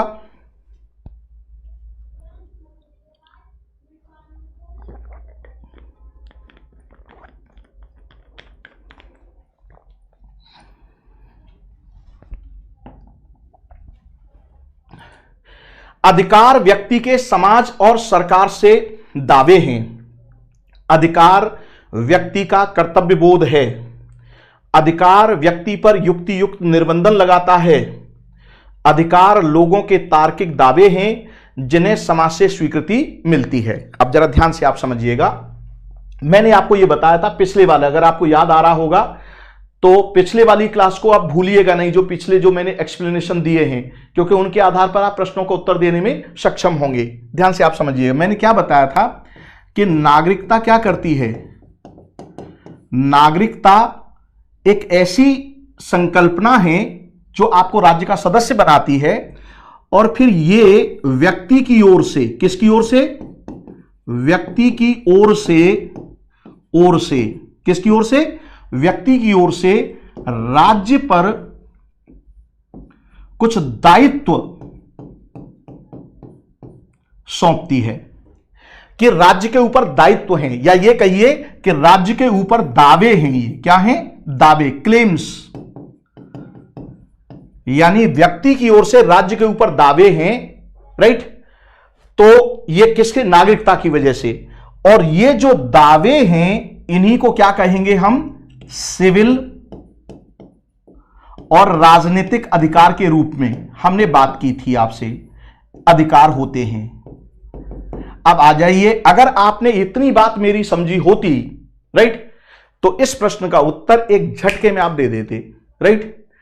अब आप देखिए, अधिकार व्यक्ति के समाज और सरकार से दावे हैं, तो ये हो गया सरकार और समाज पर दावे हो गए, पहली बात। दूसरी बात, अधिकार व्यक्ति का कर्तव्य बोध है। कोई मतलब नहीं है भैया कर्तव्य बोध का, कर्तव्य बोध से क्या लेना देना है? ये तो उसका राइट है कि भाई आपको इसकी प्रतिपूर्ति करनी है, इससे छेड़छाड़ नहीं करनी है, राइट, जो अपने आप में पूर्ण है उसे खराब नहीं करना है, और जिसे पूर्णता में और जिसे पूर्ण करने के लिए आपकी जिम्मेदारी बनती है तो आप अपनी उस जिम्मेदारी को निभाइए। जैसे बोल दिया कि अस्पृश्यता का अंत कीजिए, तो अंत करने के लिए कानून की जरूरत पड़ेगी, तो कानून बना करके दीजिए आप, ठीक है। और जब ऐसा आप करेंगे तो इसका मतलब क्या हुआ, ये कैसे होंगे, ये लॉजिकल और रेशनल होंगे। ये ध्यान दीजिएगा, कैसे होंगे ये, लॉजिकल एंड रेशनल। अब ऐसा नहीं हो सकता कि मनमाने तरीके से आप कुछ भी बोल दें कि भाई ये तो मेरा अधिकार हो गया। ये कैसा होगा, लॉजिकल और रेशनल होगा। जैसे समानता के अधिकार की बात करें या स्वतंत्रता के अधिकार की बात करें, शोषण के विरुद्ध अधिकार की बात करें, जिन्हें हम मूलाधिकार में शामिल करते हैं, तो रेशनल और लॉजिकल हैं या नहीं ये। ठीक इसी प्रकार से अगर आप राजनीतिक अधिकार की बात करें, राइट, कि वयस्क मताधिकार की बात कर रहे हैं आप, सभी को यानी राजनीतिक प्रक्रिया में भाग लेने का अधिकार होगा। राष्ट्रपति और राज्यपाल का चुनाव यानी राष्ट्रपति या सांसद विधायक का चुनाव लड़ने के लिए क्या कहा है कि भारत का नागरिक होने चाहिए। तो ये जो राइट की जो बात की गई है, राइट, तो ये क्या हो गया, अधिकार व्यक्ति के समाज और सरकार पर दावे हैं, तो ये स्टेटमेंट बिल्कुल सही हो गया। दूसरा, अधिकार व्यक्ति का कर्तव्य बोध है, नहीं, कर्तव्य बोध की ये बात नहीं करता है, ठीक है। कर्तव्य बोध कहां आएगा, ध्यान से आप समझिए, कर्तव्य बोध आएगा कि राज्य की ओर से जब व्यक्ति पर दावे जो होते हैं, और ये दावे क्या हैं, दावे ये हैं कि भाई आप संविधान का क्या करें, सम्मान करें, आप सरकार के अंगों का सम्मान करें, राइट, ये कर्तव्य बोध हो गया। साथ ही आपका क्या है, यानी राज्य की ओर से जो आपके ऊपर हैं तो वो कर्तव्य की श्रेणी में आएगा, राइट। नाउ एक तरह से कुछ कर्तव्य बाध्यकारी होते हैं, राइट, यानी अगर आपने उनका निर्वहन नहीं किया तो परिणाम भुगतने के लिए तैयार हो जाइए। समय से टैक्स दीजिए जिस टैक्स श्रेणी में आप आ रहे हैं, कानून की अनुपालना कीजिए, नहीं करेंगे तो परिणाम भुगतने के लिए तैयार हो जाइए, राइट। तो आ जाइए, अधिकार व्यक्ति का कर्तव्य बोध, तो ये इसमें नहीं शामिल होगा। अधिकार व्यक्ति पर युक्ति युक्त निर्बंधन लगाता है, कहां भाई युक्ति युक्त निर्बंधन है, ये तो व्यक्ति को अगर बंधन हो गया, युक्ति युक्त प्रतिबंध हो गया तब तो कोई मतलब नहीं है ना, तो युक्ति युक्त निर्बंधन भी नहीं लगाता है ये, राइट। अधिकार लोगों के तार्किक दावे हैं जिन्हें समाज से स्वीकृति मिली होती है, राइट। समाज से स्वीकृति मिल गई ना, संविधान सभा जिसको हमने चुनकर के ये कहा था कि आप हमारे लिए संविधान बनाइए, और उस संविधान सभा ने काफी विचार विमर्श करने के बाद, बहस करने के बाद, राइट, आपका ये संविधान बनाया है और उसके अंदर आपको सिविल और राजनीतिक अधिकार दिए हुए हैं। तो ये क्या हो गई, आपकी समाज की स्वीकृति हो गई, राइट। इस रूप में भी आप समझिए, कॉन्स्टिट्यूशन के रूप में भी। बाकी जैसे अभी आप शादी विवाह के मैटर को, बहुत सारी चीजें होती हैं जो समाज में स्वीकृति होती है। जैसे बोलते हैं भाई बेटी पढ़ रही है ना, कोई बात नहीं, पढ़ती रहेगी, आजकल तो परिवारों में जागरूकता आ गई है, कोई नहीं, बेटी की समय से आप क्या कर दीजिए, शादी कर दीजिए, और ऐसे परिवार में कीजिए जो बेटी को कंटिन्यू पढ़ाएं, राइट। और कुछ नहीं तो शादी समय से कर दीजिए और बेटी के अकाउंट में इतना फंड डाल दीजिए या ऐसा कर दीजिए ताकि वो अपनी पढ़ाई जारी रखे। तो इस तरह की जो बातें होती हैं, अरे इसको क्या कहेंगे, लॉजिकल रेशनल, राइट नाउ। इस तरह से चीजें हैं कि भाई समय पर सारी बातें होनी चाहिए। अब ऐसा ये नहीं है कि भाई अब वो क्या होगा वो समाज पर निर्भर करेगा, तो सारी चीजें यानी समाज से स्वीकृति मिल चुकी होती है, उसकी पॉइंट की क्लैरिटी है। तो ये क्या हो जाएगा, 1 और 4 ऑप्शन सही है और 2 और 3 ये क्या हो गया, गलत हो गया। तो आंसर क्या हो जाएगा आपका, 1 और 4 यानी बी आंसर हो गया। क्या हो गया, बी आंसर हो गया। वेरी गुड, वेरी गुड, अपने अधिकांश ने बिल्कुल सही उत्तर दिया है, एकाध का किसी का गलत हुआ है, कोई बात नहीं, अब वो आगे गलती नहीं करेंगे। चलिए आपकी स्क्रीन पर अगला प्रश्न है और जरा इस प्रश्न पर विचार कीजिए और अपना उत्तर देने की कोशिश कीजिए। विधि के समक्ष, अब जरा फास्ट जाएंगे क्वेश्चंस के आंसर। विधि के समक्ष समानता के संदर्भ में निम्नलिखित कथनों पर विचार कीजिए। विधि के समक्ष समानता के संदर्भ में निम्नलिखित कथनों पर विचार कीजिए। तो विधि के समक्ष समानता का मतलब क्या हुआ, अनुच्छेद 14 हो गया। अनुच्छेद 14 क्या हो रहा है, विधि के समक्ष समता और विधियों का समान संरक्षण या विधियों का समान संरक्षण से वंचित नहीं करेगा किसी भी व्यक्ति को। तो प्रत्येक नागरिक विधि के समक्ष समान है, राइट, यानी किसी कोई भी प्रिविलेज नहीं होगा, चाहे बॉटम से लेकर के टॉप तक कोई भी व्यक्ति हो, कानून की नजर में किसी को विशेषाधिकार नहीं है, राइट। जन्म के आधार पर या ये जो पहले से परंपरागत जो विशेषाधिकार चले आ रहे थे वो नहीं, राइट। विशेषाधिकार मुक्त समाज होगा। अब ये देखा जाएगा कि इसकी क्या जरूरत है, उस हिसाब से अब उसको चीजें दी जाएंगी, ठीक है ना, आवश्यकता आधारित। ध्यान से आप समझिएगा। तो इसका मतलब ये ऑप्शन बिल्कुल सही है। दूसरा, प्रत्येक नागरिक को न्यायालय द्वारा निष्पक्ष सुनवाई करवाने का अधिकार है, तो यह भी बात बिल्कुल सही है, तभी तो विधि के समक्ष समता का अधिकार पूरा होगा। एक तो क्या कह रहा है ये कि प्रत्येक नागरिक विधि के समक्ष समान होगा और उसे निष्पक्ष सुनवाई करने का अधिकार है, कोर्ट में जाने का अधिकार है, जो प्रोसीजर है वो सबके लिए है। अब आ जाइए, उपरोक्त कथनों में से कौन सा कथन सही है, तो 1 और 2 दोनों ही सही हैं, बी आंसर हो जाएगा। वेरी गुड, एक्सीलेंट, बहुत शानदार प्रदर्शन है आप लोगों का। चलिए, आपकी स्क्रीन पर अगला प्रश्न है और जरा इस प्रश्न पर विचार कीजिए और अपना उत्तर देने की कोशिश कीजिए। वेरी गुड, बहुत अच्छा मॉक चल रहा है आप लोगों का। चलिए फटाफट आंसर दीजिए, क्या होगा। निम्नलिखित कथनों में से कौन सा कथन गलत है। अब आ जाइए, जिस तरह से यूपीएससी प्रश्न कर रही है उस हिसाब से यह प्रश्न डिजाइन किया हुआ है। ये मैंने फ्रेम किया है आपके लिए आज ही, आपके सेशन शुरू होने से पहले फ्रेम किया था, राइट। आपके पैटर्न को ध्यान में रखते हुए जरा ध्यान से प्रश्न को लगाइएगा, क्योंकि साथ साथ जो यूपीएससी जिस तरह से प्रश्न कर रही है वो तो आपके सामने रहेंगे ही, लेकिन मैंने कहा कि हम खुद भी क्वेश्चन डिजाइन करके आपके सामने लेकर के आएंगे, राइट। तो वो भी अब उन्हीं में से एक ये प्रश्न है। जरा इस प्रश्न का उत्तर दीजिए, फटाफट दीजिए, क्या उत्तर होगा।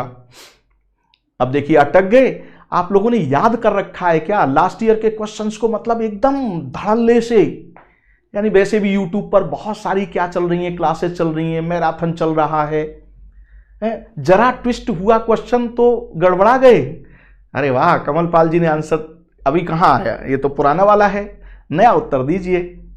नहीं, थोड़ा सा ट्विस्ट किया तो आप लोग रुक गए, ये नहीं होना चाहिए, राइट। फटाफट आंसर दीजिए। इसका मतलब तोते वाली स्थिति नहीं होनी चाहिए बेटा, तोते वाली स्थिति है तो फिर काम नहीं चलेगा। अगर लास्ट ईयर के क्वेश्चंस को आपने याद कर रखा है कि इस प्रश्न का यह उत्तर है तो बात नहीं बनेगी। मोहम्मद कादिर 9th का सी, संजना वर्मा 9th का सी। ओके, चलिए अब इस प्रश्न के उत्तर देने में थोड़ा सा वक्त लगा, मैं भी यही चाहता था, और ऐसे प्रश्नों की संख्या काफी रहेगी। अब अनुच्छेद 13 की धारा 1 संविधान पूर्व की विधियों से संबंधित है, क्या यह कथन गलत है। अनुच्छेद, अब मैं एक्सप्लेन करता चला जाऊं, आपको समय मिल गया। जिन लोगों ने आंसर दिया है वेरी गुड, गलत हो या सही हो उससे कोई फर्क नहीं पड़ता है, लेकिन आंसर होना चाहिए। तो अनुच्छेद 13 की धारा 1 संविधान पूर्व की विधियों से संबंधित है, यह बिल्कुल सही है। संविधान पूर्व की विधियां क्या हैं, जरा समझ लीजिए इसको, कि 26 जनवरी 1950 को जब आपका संविधान लागू हुआ तो इस समय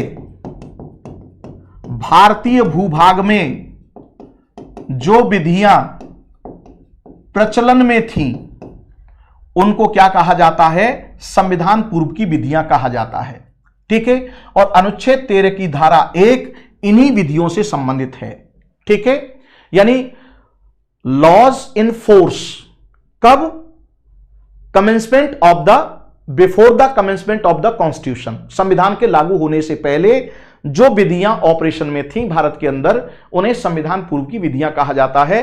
अनुच्छेद 13 की धारा 3 में इसका स्पष्ट उल्लेख देखने के लिए मिलता है कि प्रवृत्त विधि किसे कहेंगे, राइट नाउ संविधान पूर्व की विधियां किसको कहेंगे।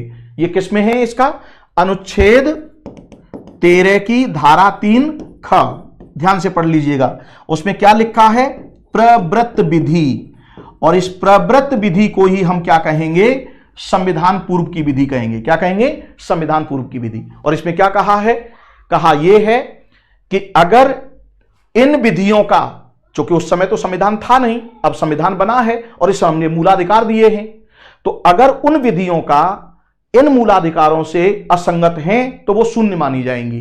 क्या मानी जाएंगी? शून्य। ठीक है, अनुच्छेद 13 की धारा 1। अब आ जाइए दूसरा, अनुच्छेद 13 की धारा 2 संविधान लागू होने के बाद की विधियों से संबंधित है।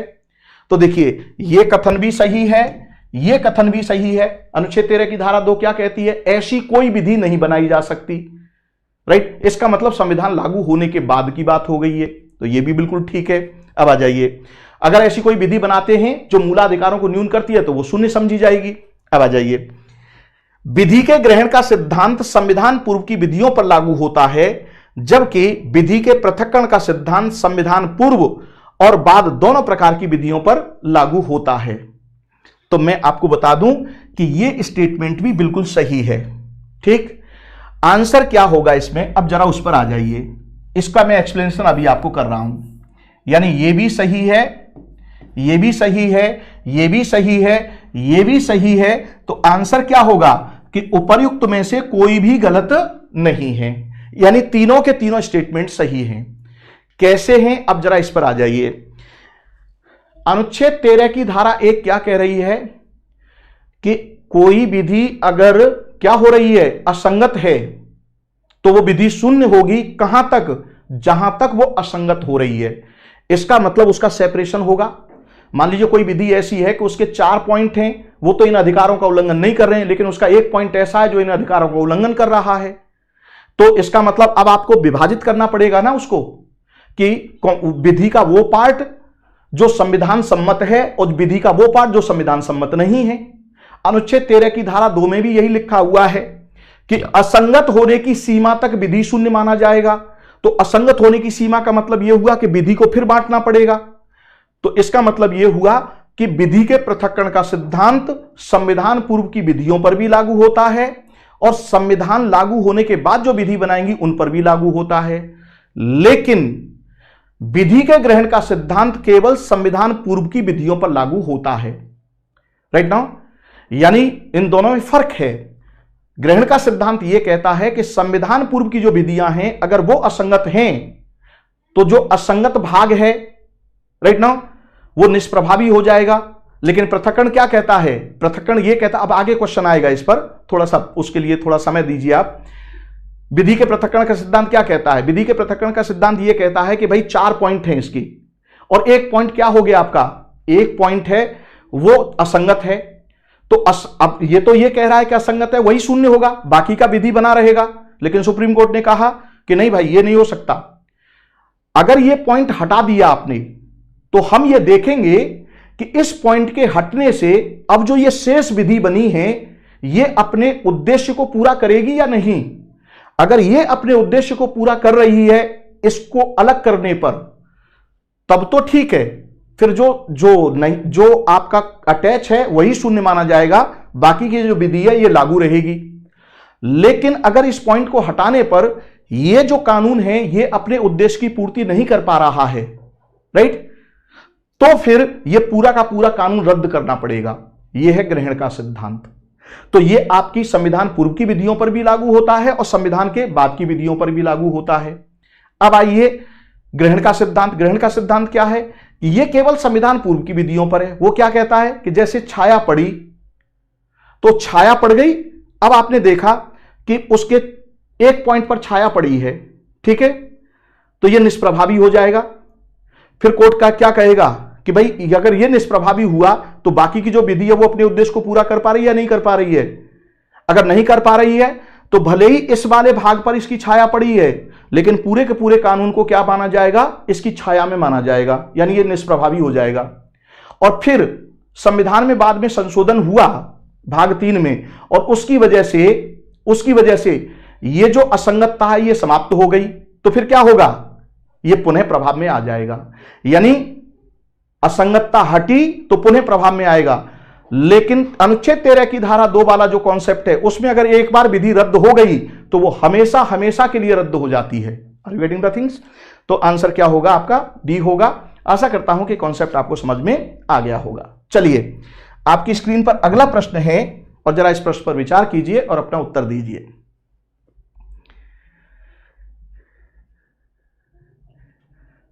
कौशिंद्र कुमार सर, यूपी पीसीएस का exam UP PCS ARO RO की तरह लीक तो नहीं होगा?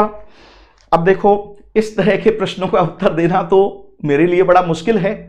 अभी इस सेशन का आनंद लीजिए, फिर इस पर हम लोग बात करते हैं, ठीक है ना।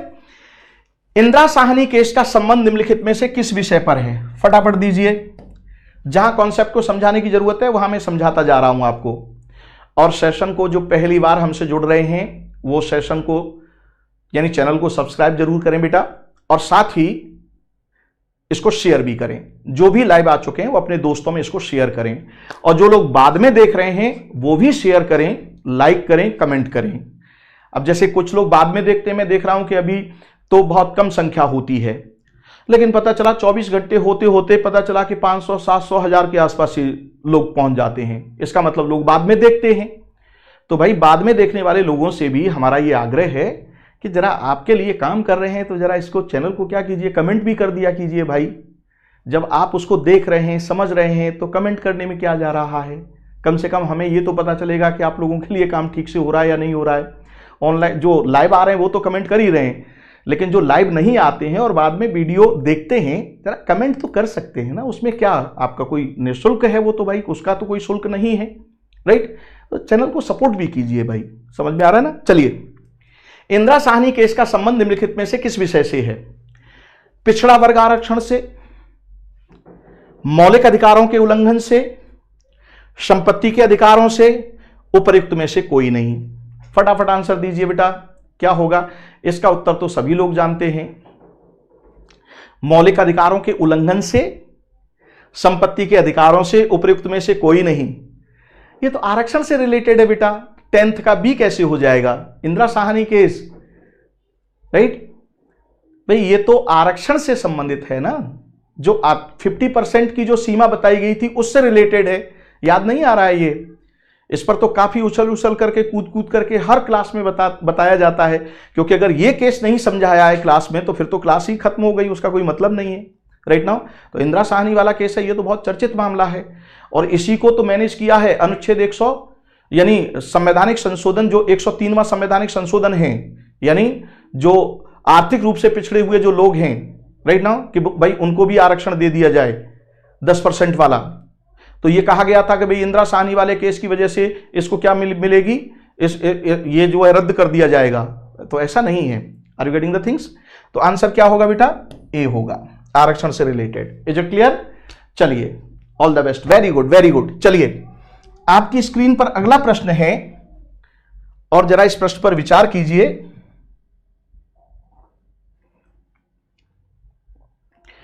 भारत में शिक्षा के अधिकार के बारे में निम्नलिखित में से कौन सा कथन सही है? जरा बताइए कौन सा कथन सही होगा। आपकी स्क्रीन पर यह प्रश्न है, और जरा इसका उत्तर देने की कोशिश करें।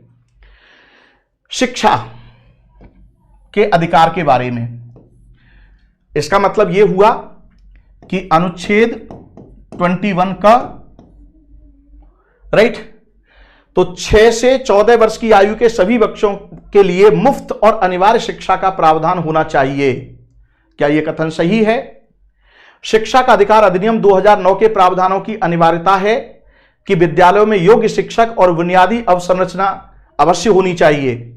आर्थिक, सामाजिक और सांस्कृतिक पृष्ठभूमि के आधार पर बिना किसी भेदभाव के गुणवत्ता युक्त शिक्षा प्रदान की जानी चाहिए। फटाफट आंसर दीजिए बेटा, क्या होगा इस प्रश्न का उत्तर? सब लोगों को समझ में आ जाना चाहिए। Very good Mohammad Qadir, very good very good, बहुत शानदार बेटा, बहुत शानदार। कौशिंद्र कुमार का भी आंसर आ चुका है, वेरी गुड। चलिए फटाफट आंसर दीजिए, जो लोग भी लाइव हैं वो फटाफट आंसर दीजिए। यस कमलपाल, वेरी गुड बेटा, very good very good. Sanjana Verma, very good. चलिए आंसर दे रहे हैं, इट्स वेरी ओके, राइट। चलिए अब मैं इसको बता देता हूं। 86 में संवैधानिक संशोधन 2002 के माध्यम से अनुच्छेद 21 का को अंतः स्थापित किया गया। यह क्लियर है? चलिए पहली बात, अब इससे क्या कहा है? यह स्टेटमेंट बिल्कुल सही है। 14 से 6 वर्ष की आयु के बच्चों को निःशुल्क और अनिवार्य शिक्षा उपलब्ध होनी चाहिए, तो यह स्टेटमेंट बिल्कुल सही है। अब देखिए इस मैंने अभी आपको बताया था अभी पीछे कि ये पूर्ण नहीं है, यानी ये परफेक्ट नहीं है, ये इम्परफेक्ट है। ये कैसा है? ये इम्परफेक्ट है, इम्परफेक्ट यानी पूर्ण नहीं है। तो इसे पूर्णता कौन प्रदान करेगा?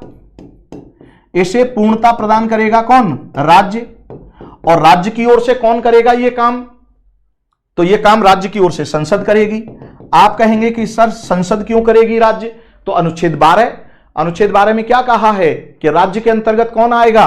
राज्य के अंतर्गत आएगा केंद्र की कार्यपालिका, राइट, और यानी केंद्र सरकार और संसद।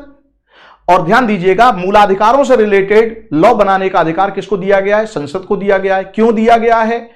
क्योंकि राज्य विधानमंडल को अधिकार नहीं दिया है। क्यों नहीं दिया है? क्योंकि अगर राज्य विधानमंडल को अधिकार दे देंगे तो इसमें डिस्क्रिमिनेशन हो जाएगा। जबकि भाई फंडामेंटल राइट, जब हम राइट की बात करेंगे, एक एकल नागरिकता है हमारे यहां, तो through out the territory of India ये क्या होनी चाहिए? इसमें एक रूपता होनी चाहिए।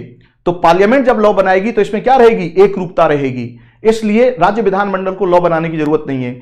इनमें से किसी को भी यानी पूर्णता प्रदान करने के लिए संसद ही लॉ बनाएगी। ये आपके स्पष्ट तौर पर फंडामेंटल राइट्स के अंदर लिख दिया गया है इस बात को। Is it clear? तो पूर्णता प्रदान कौन करेगी? संसद।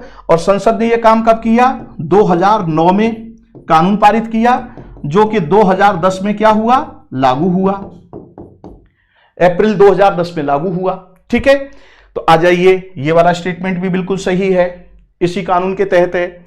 आर्थिक सामाजिक, ये वाला भी बिल्कुल सही है। इसलिए इस प्रश्न का उत्तर क्या हो जाएगा? ए हो जाएगा। 1 2 3 तीनों ही सही हैं। और जरा स्क्रीन पर आप क्या ले लीजिए, स्क्रीनशॉट भी ले लीजिए। वैसे मैं इसकी पीडीएफ उपलब्ध करा देता हूं, टेलीग्राम चैनल का लिंक दिया होता है, आप टेलीग्राम चैनल को क्या कर लें? ज्वाइन कर लें। चलिए, आपकी स्क्रीन पर अगला प्रश्न है और जरा इस प्रश्न पर विचार कीजिए और अपना उत्तर देने की कोशिश कीजिए। फटाफट आंसर दीजिए बेटा। राइट,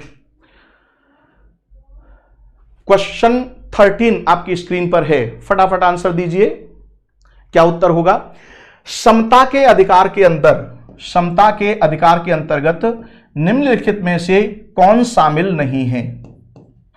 राइट, कौन शामिल नहीं है? समता। अब समता के अधिकार का मतलब क्या हुआ?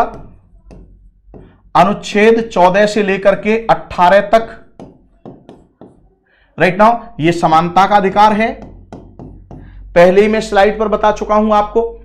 ठीक है, समानता का अधिकार 14 से 18 तक। तो कानून के समक्ष समता, धर्म, मूल, वंश, जाति, लिंग या जन्म स्थान के आधार पर भेदभाव का निषेध, रोजगार के अवसरों में समानता, छुआछूत का अंत और उपाधियों का अंत। तो जरा बताइए समानता के अधिकार में कौन कौन आएगा? आंसर दिया है 1 2 3 4 और 5, 2 4 और 5, और उपरोक्त में से कोई नहीं। समानता के अधिकार के अंतर्गत निम्नलिखित में से कौन शामिल नहीं है? फटाफट आंसर दीजिए। Mohammad Qadir, very good, excellent बेटा। कहां से हैं बेटा? कमेंट करके बताएं। जरा आप लोग ये भी कमेंट करें कि आप लोग कहां कहां से हैं। बीच बीच में ये भी आप जवाब देते रहें कि आप मुझे कहां से लाइव देख रहे हैं। Very good, very good. आपको पता होना चाहिए ये भी सही है, ये भी सही है, ये भी सही है, ये भी सही है, ये भी सही है। ये अनुच्छेद क्या हो गया? ये अनुच्छेद 14 हो गया। ये क्या हो गया? अनुच्छेद 15 हो गया। ये अनुच्छेद 16 हो गया। ये अनुच्छेद 17 हो गया और ये अनुच्छेद 18 हो गया। इसका मतलब इसमें से कोई भी गलत नहीं है, कोई भी गलत नहीं है, सब सही है। ठीक है, तो आंसर क्या हो जाएगा? डी। संजना वर्मा चंडीगढ़ से। कौशिंद कुमार आप कहां से हैं? सर यूपी में अमरोही से, अमरोहा। वेरी गुड बेटा, वेरी गुड। बाकी लोग भी समय समय पर बताते रहें कि कहां से देख रहे हैं आप लोग। Mohammad Qadir UP Saharanpur, very good बेटा, वेरी गुड। यानी यूपी तक आप, सहारनपुर तक हैं हम। चलिए और बताएं और कहां कहां से हैं आप लोग, ये भी बताते रहिए। चलिए, आप लोगों ने बिल्कुल प्रश्न का उत्तर सही दिया है और मैंने यहां पर आपको एक्सप्लेन भी कर दिया। आपकी स्क्रीन पर अगला प्रश्न है, जरा इस प्रश्न पर विचार कीजिए और अपना उत्तर देने की कोशिश कीजिए। ओके, फटाफट आंसर दीजिए और इसको शेयर भी कर दीजिए बेटा, सब लोग शेयर भी कर दीजिए राइट नाउ। अपने अपने जो भी नेटवर्क हैं, जो भी ग्रुप्स हैं, आपके व्हाट्सएप ग्रुप होंगे, टेलीग्राम चैनल होंगे, जहां जहां आप जुड़े हुए हैं, सब जगह सेशन को शेयर कर दें बेटा, है ना। निम्नलिखित में से किन को विधि के शासन का प्रमुख लक्षणों के रूप में माना जाएगा? यानी विधि के शासन के लक्षण होते हैं और वो लक्षण कहां कहां से हैं? अजय यूपी संभल से, ओके बेटा, यूपी संभल से। और मेरा यह भी कहना है कि जो लोग बाद में सीएम सिटी लखनऊ प्रीति सिंह, ओके, खुशी बेटा बिहार से, ओके, बिहार तक पहुंच रहे हैं, चलिए, वेरी गुड वेरी गुड। और मेरा यह भी कहना है कि जो बाद में देखते हैं वीडियो को, जरा वो भी कमेंट करके बता दिया करें कि आप देश के किस कोने से, प्रांत के किस कोने से आप लोग जो है जुड़े हुए हैं, जरा वो भी कमेंट कर दिया करें। ये उन लोगों के लिए है जो बाद में देखते हैं वीडियो को अपने हिसाब से। चलिए कौशलेन जी, डी, शक्तियों का परिसीमन, विधि के समक्ष समता, सरकार के प्रति जन उत्तरदायित्व, स्वतंत्रता और नागरिक अधिकार। राइट, अब ये कह रहा है विधि का शासन, रूल ऑफ लॉ, विधि का शासन, rule of law. Rule of law के 3 पोस्टुलेट होते हैं। कितने? 3 पोस्टुलेट। एक क्या होता है? ऐच्छिक सत्ता का लोप, ऐच्छिक सत्ता का लोप, लैप्स ऑफ आर्बिट्री पावर। तो लैप्स ऑफ आर्बिट्री पावर का मतलब यह हुआ कि सरकार मनमाने तरीके से काम नहीं करेगी, सरकार जो भी काम करेगी वो कानून के माध्यम से करेगी। तो इसका मतलब शक्तियों का परिसीमन हो गया, यह इस पोस्टुलेट के अंतर्गत आएगी। यानी ऐसा नहीं है कि आपका जो मन किया उस हिसाब से आपने काम कर दिया, यानी जो भी काम होगा वो संविधान और संविधान सम्मत विधियों के माध्यम से ही होगा। और अगर आपके पास कोई विधि नहीं है तो पहले आप विधि बनाइए, तब आप काम कीजिए। और इसीलिए अनुच्छेद 123 और 213 में राष्ट्रपति और राज्यपाल को विषम परिस्थिति में विधि बनाने की शक्ति दी गई है। ध्यान रखिएगा कि पहले विधि लेकर के आइए, देन फिर आप काम कीजिए। तो यह हो गया शक्तियों का परिसीमन। और विधि में भी यह क्लियर कर दिया जाता है, क्या किया जाता है कि किन मामलों में आप विधि बना सकते हैं। तो संघ सूची के विषयों पर, राज्य सूची के विषयों पर, समवर्ती सूची के विषयों पर, राइट। तो वो सब कुछ सीमांकन है, राइट नाउ, इसको बोलेंगे परिसीमन। दूसरी बात, विधि के समक्ष समता। तो दूसरी बात, विधि के समक्ष समता, यानी कोई भी कानून की नजर में सब बराबर हैं, कानून से ऊपर कोई भी नहीं है।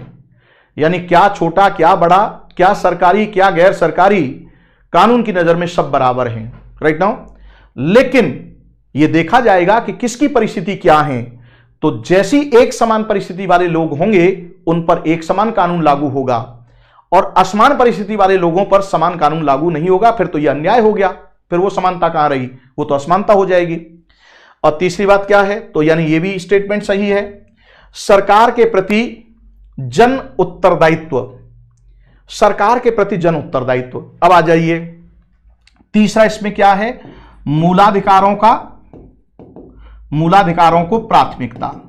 यानी विधि का शासन क्या कहता है, मूलाधिकारों के संरक्षण पर फोकस करता है भाई, कि ठीक है भाई देखो ये सब गड़बड़ नहीं होनी चाहिए, अधिकारों की बात यहां पर की गई है, संरक्षण की। तो ध्यान से, सरकार के प्रति जन जवाबदेहता। तो इस यानी सरकार, जनता सरकार के प्रति जवाबदेह होगी, ये तो कोई मतलब नहीं बनता है भाई। तो ये ऑप्शन आपका क्या हो गया, गलत हो गया। अब आइए, स्वतंत्रता और नागरिक अधिकार। तो स्वतंत्रता और नागरिक अधिकार ये सही है क्योंकि ये इसके अंतर्गत आ गया, तीसरे पोस्टुलेट के अंतर्गत। ये आपका गलत हो गया। तो आंसर क्या हो जाएगा, 1, 2 और 4 सही होगा। तो 1, 2, 4 बी आंसर हो गया आपका। आशा करता हूं कि आपने अगर प्रश्नों को याद कर रखा है तो वो नहीं होना चाहिए। आपको इस तरह से चीजों को समझना है। जब आप इस तरह से इन प्रश्नों के उत्तर को जान लेंगे तो लिखित में ले लीजिए, फिर जो परीक्षा में अब प्रश्न आएंगे तो वो कोई आपकी पकड़ के बाहर नहीं जाएगा, ये गारंटी है। कौशिंद्र कुमार, सर मैं रहता दिल्ली मुखर्जी नगर में हूं। अरे बेटा, हम भी तो मुखर्जी नगर में ही मूलते हैं, बस सब कुछ समय से वहां से हट गए हैं, कुछ व्यक्तिगत जरूरतों की वजह से, व्यक्तिगत कुछ सीमाओं की वजह से राइट नाउ फिर हम लोग पहुंच रहे हैं मुखर्जी नगर में। चलिए, प्रीति सिंह, सर आज बहुत ही मुश्किल हो गया था, यूपीपीसीएस का फॉर्म सबमिट ही नहीं हो रहा था। ओके, यूपीएससी का, तो बेटा इतने लेट तक क्यों रही? ये काम तो आपको पहले ही कर लेना चाहिए था। राइट नाउ लेट नहीं होना चाहिए था, राइट नाउ अंतिम समय के लिए नहीं रुकना चाहिए, ठीक है ना? आगे से ध्यान रखें इस बात का। आंसर क्या हो जाएगा? बी हो जाएगा। चलिए, आपकी स्क्रीन पर अगला प्रश्न है और जरा इस प्रश्न पर विचार कीजिए और अपना उत्तर देने की कोशिश कीजिए, फटाफट आंसर दीजिएगा। भारतीय संविधान के निम्नलिखित में से किन उपबंधों में अवसर की समानता का उल्लेख किया गया है? अब इस पर तो बहुत चर्चा हो गई हमारी, यानी अवसरों की समानता, यानी सरकारी नौकरियों में अवसरों की समानता होगी, यह किस अनुच्छेद में कहा गया है? फटाफट आंसर दीजिए, फटाफट आंसर दीजिए। और जो लोग बाद में हमें रिकॉर्डेड रूप में इसको देखते हैं चैनल पर, जरा वो भी कमेंट करके बताएं कि आप देश के किस कोने से, किस जिले से, कहां से आप ये वीडियो देख रहे हैं, जरा कमेंट करके बताते रहिए।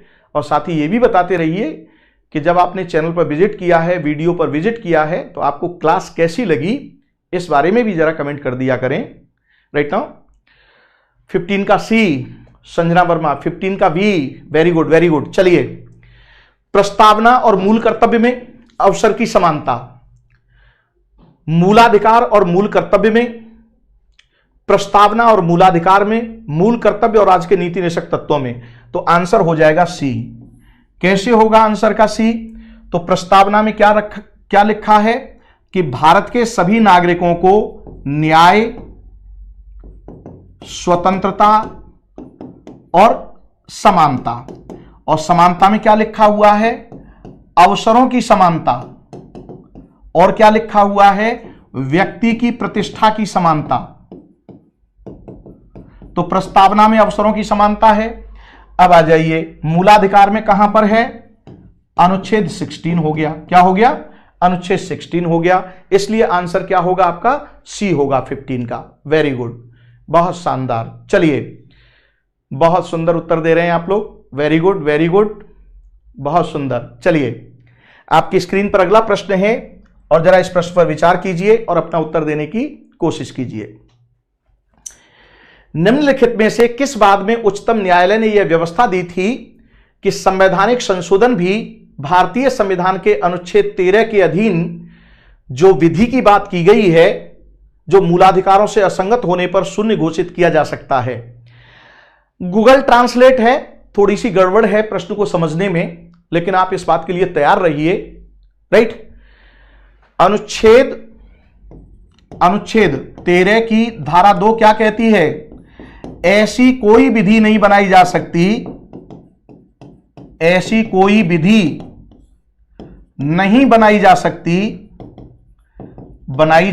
सकती जो इस भाग के तहत प्रदत्त अधिकारों को न्यून करती हो, और यदि ऐसी विधि बना दी जाती है तो वह असंगत होने की सीमा तक शून्य समझी जाएगी, यह लिखा हुआ है। अब प्रश्न यह कह रहा है कि ऐसी विधि के अंतर्गत संविधान संशोधन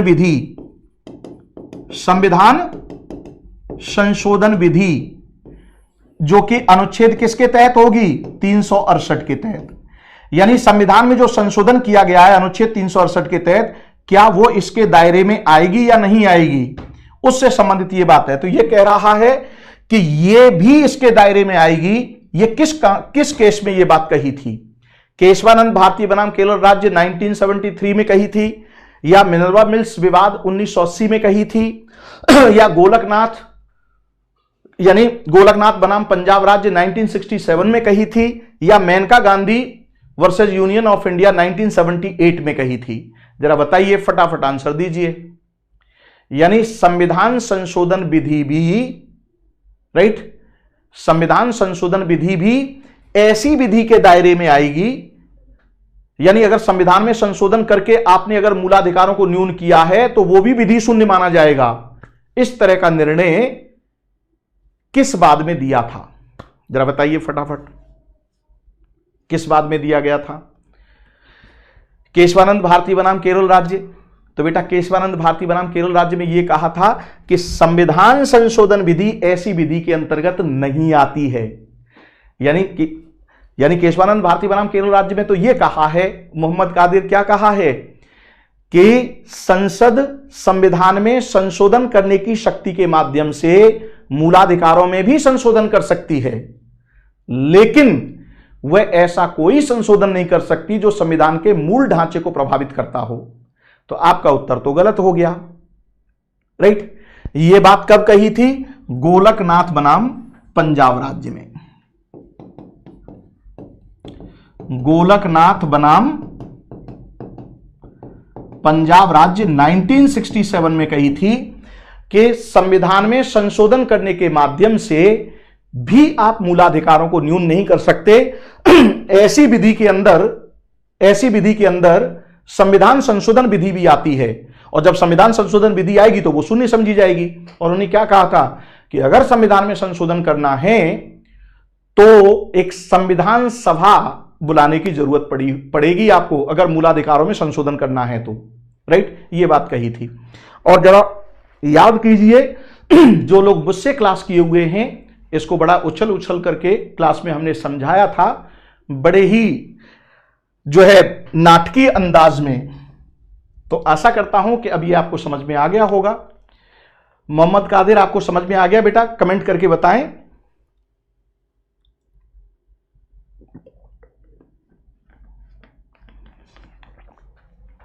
चलिए, आपकी स्क्रीन पर अगला प्रश्न है, और जरा इस प्रश्न पर विचार कीजिए और अपना उत्तर देने की कोशिश कीजिए। गिरफ्तार व्यक्ति को प्राप्त अधिकारों के संदर्भ में निम्न में से कौन सत्य नहीं है? कथन सत्य है, सत्य है, सत्य कथन पूछा जा रहा है। गिरफ्तारी के समय उसे गिरफ्तारी का कारण जानने का हक है। गिरफ्तारी के 24 घंटे के अंदर मजिस्ट्रेट के सामने पेश होने का अधिकार प्राप्त है। गिरफ्तारी के दौरान या हिरासत में किसी भी तरह के दुर्व्यवहार या यातना से बचने का अधिकार है। हिरासत के दौरान दिए गए इकबालिया बयान को आरोपी के खिलाफ सबूत के तौर पर इस्तेमाल किया जा सकता है।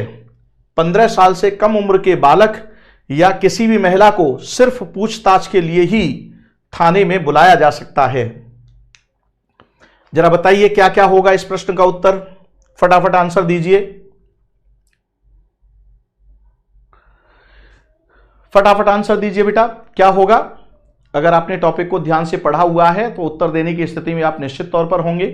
क्या होगा इस प्रश्न का उत्तर? संजना वर्मा, 17 का डी, यानी सभी सही हैं। ये फोर्थ ऑप्शन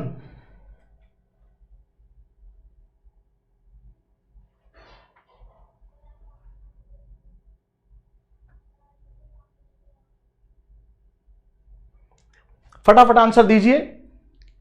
17 का डी, डी कैसे होगा बेटा? जरा ध्यान से पढ़िए प्रश्न को।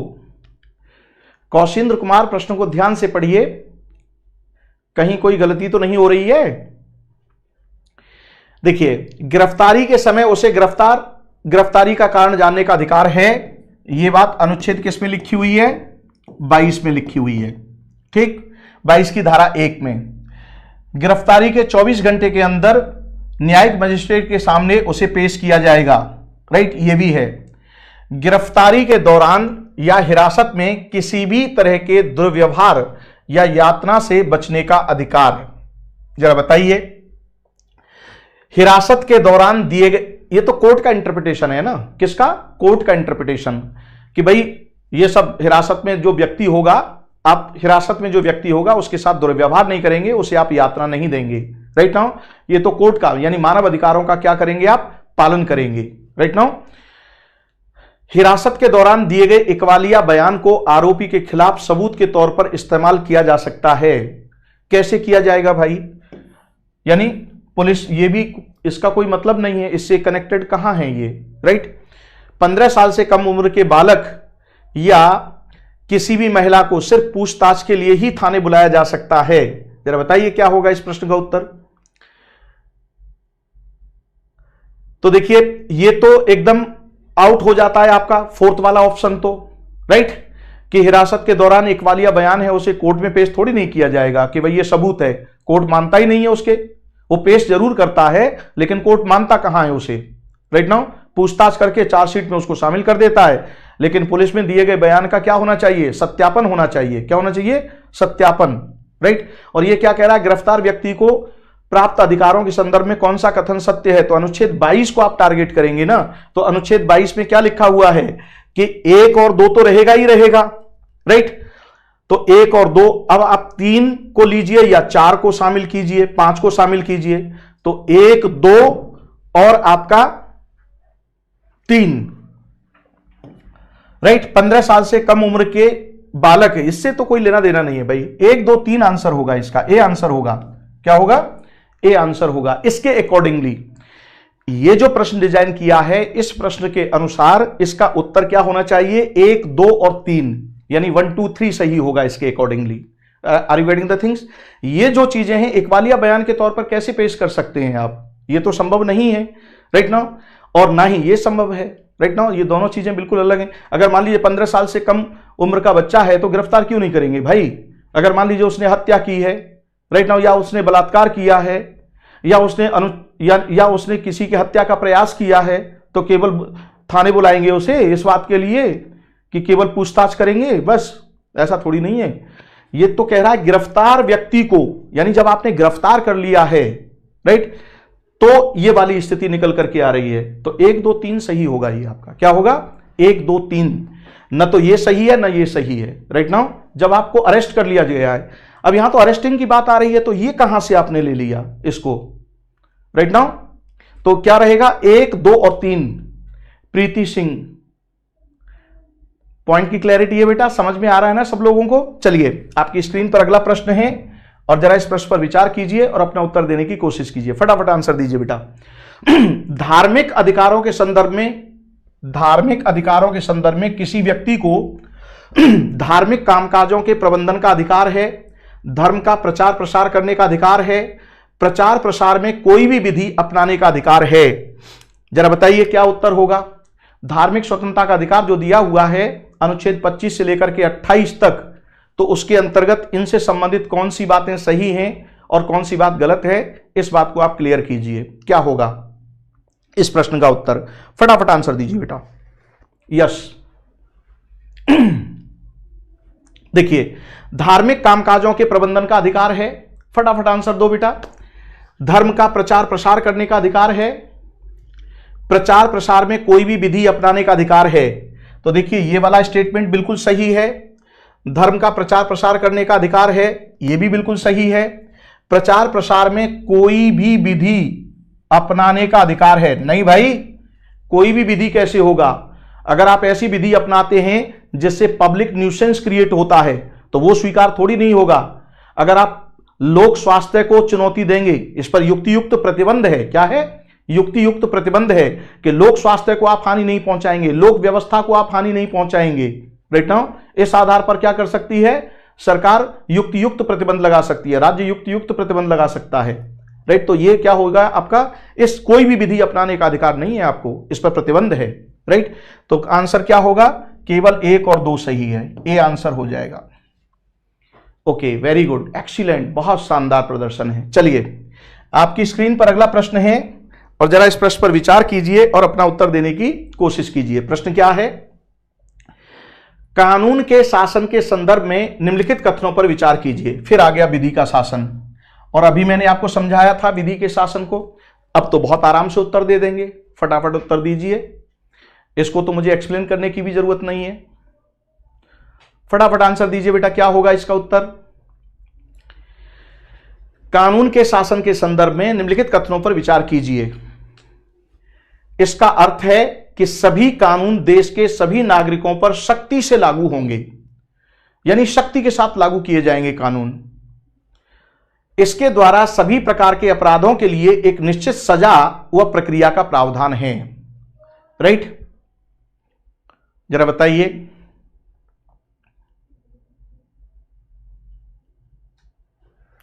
देखिए वैसे तो आपको यहां यह लग रहा होगा, अब इसमें यह कह रहा उपरोक्त कथनों में से कौन सा कथन असत्य है, यानी असत्य कथन की बात कह रहा है ये, किसकी?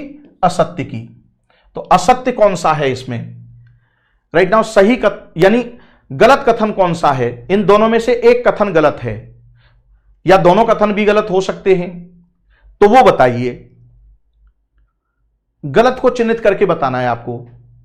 19 का बी, 19 का बी, यानी 1 और 2 दोनों ही गलत हैं, दोनों कथन गलत हैं। ये कैसे गलत हो जाएगा भैया? ये कथन तो बिल्कुल सही है।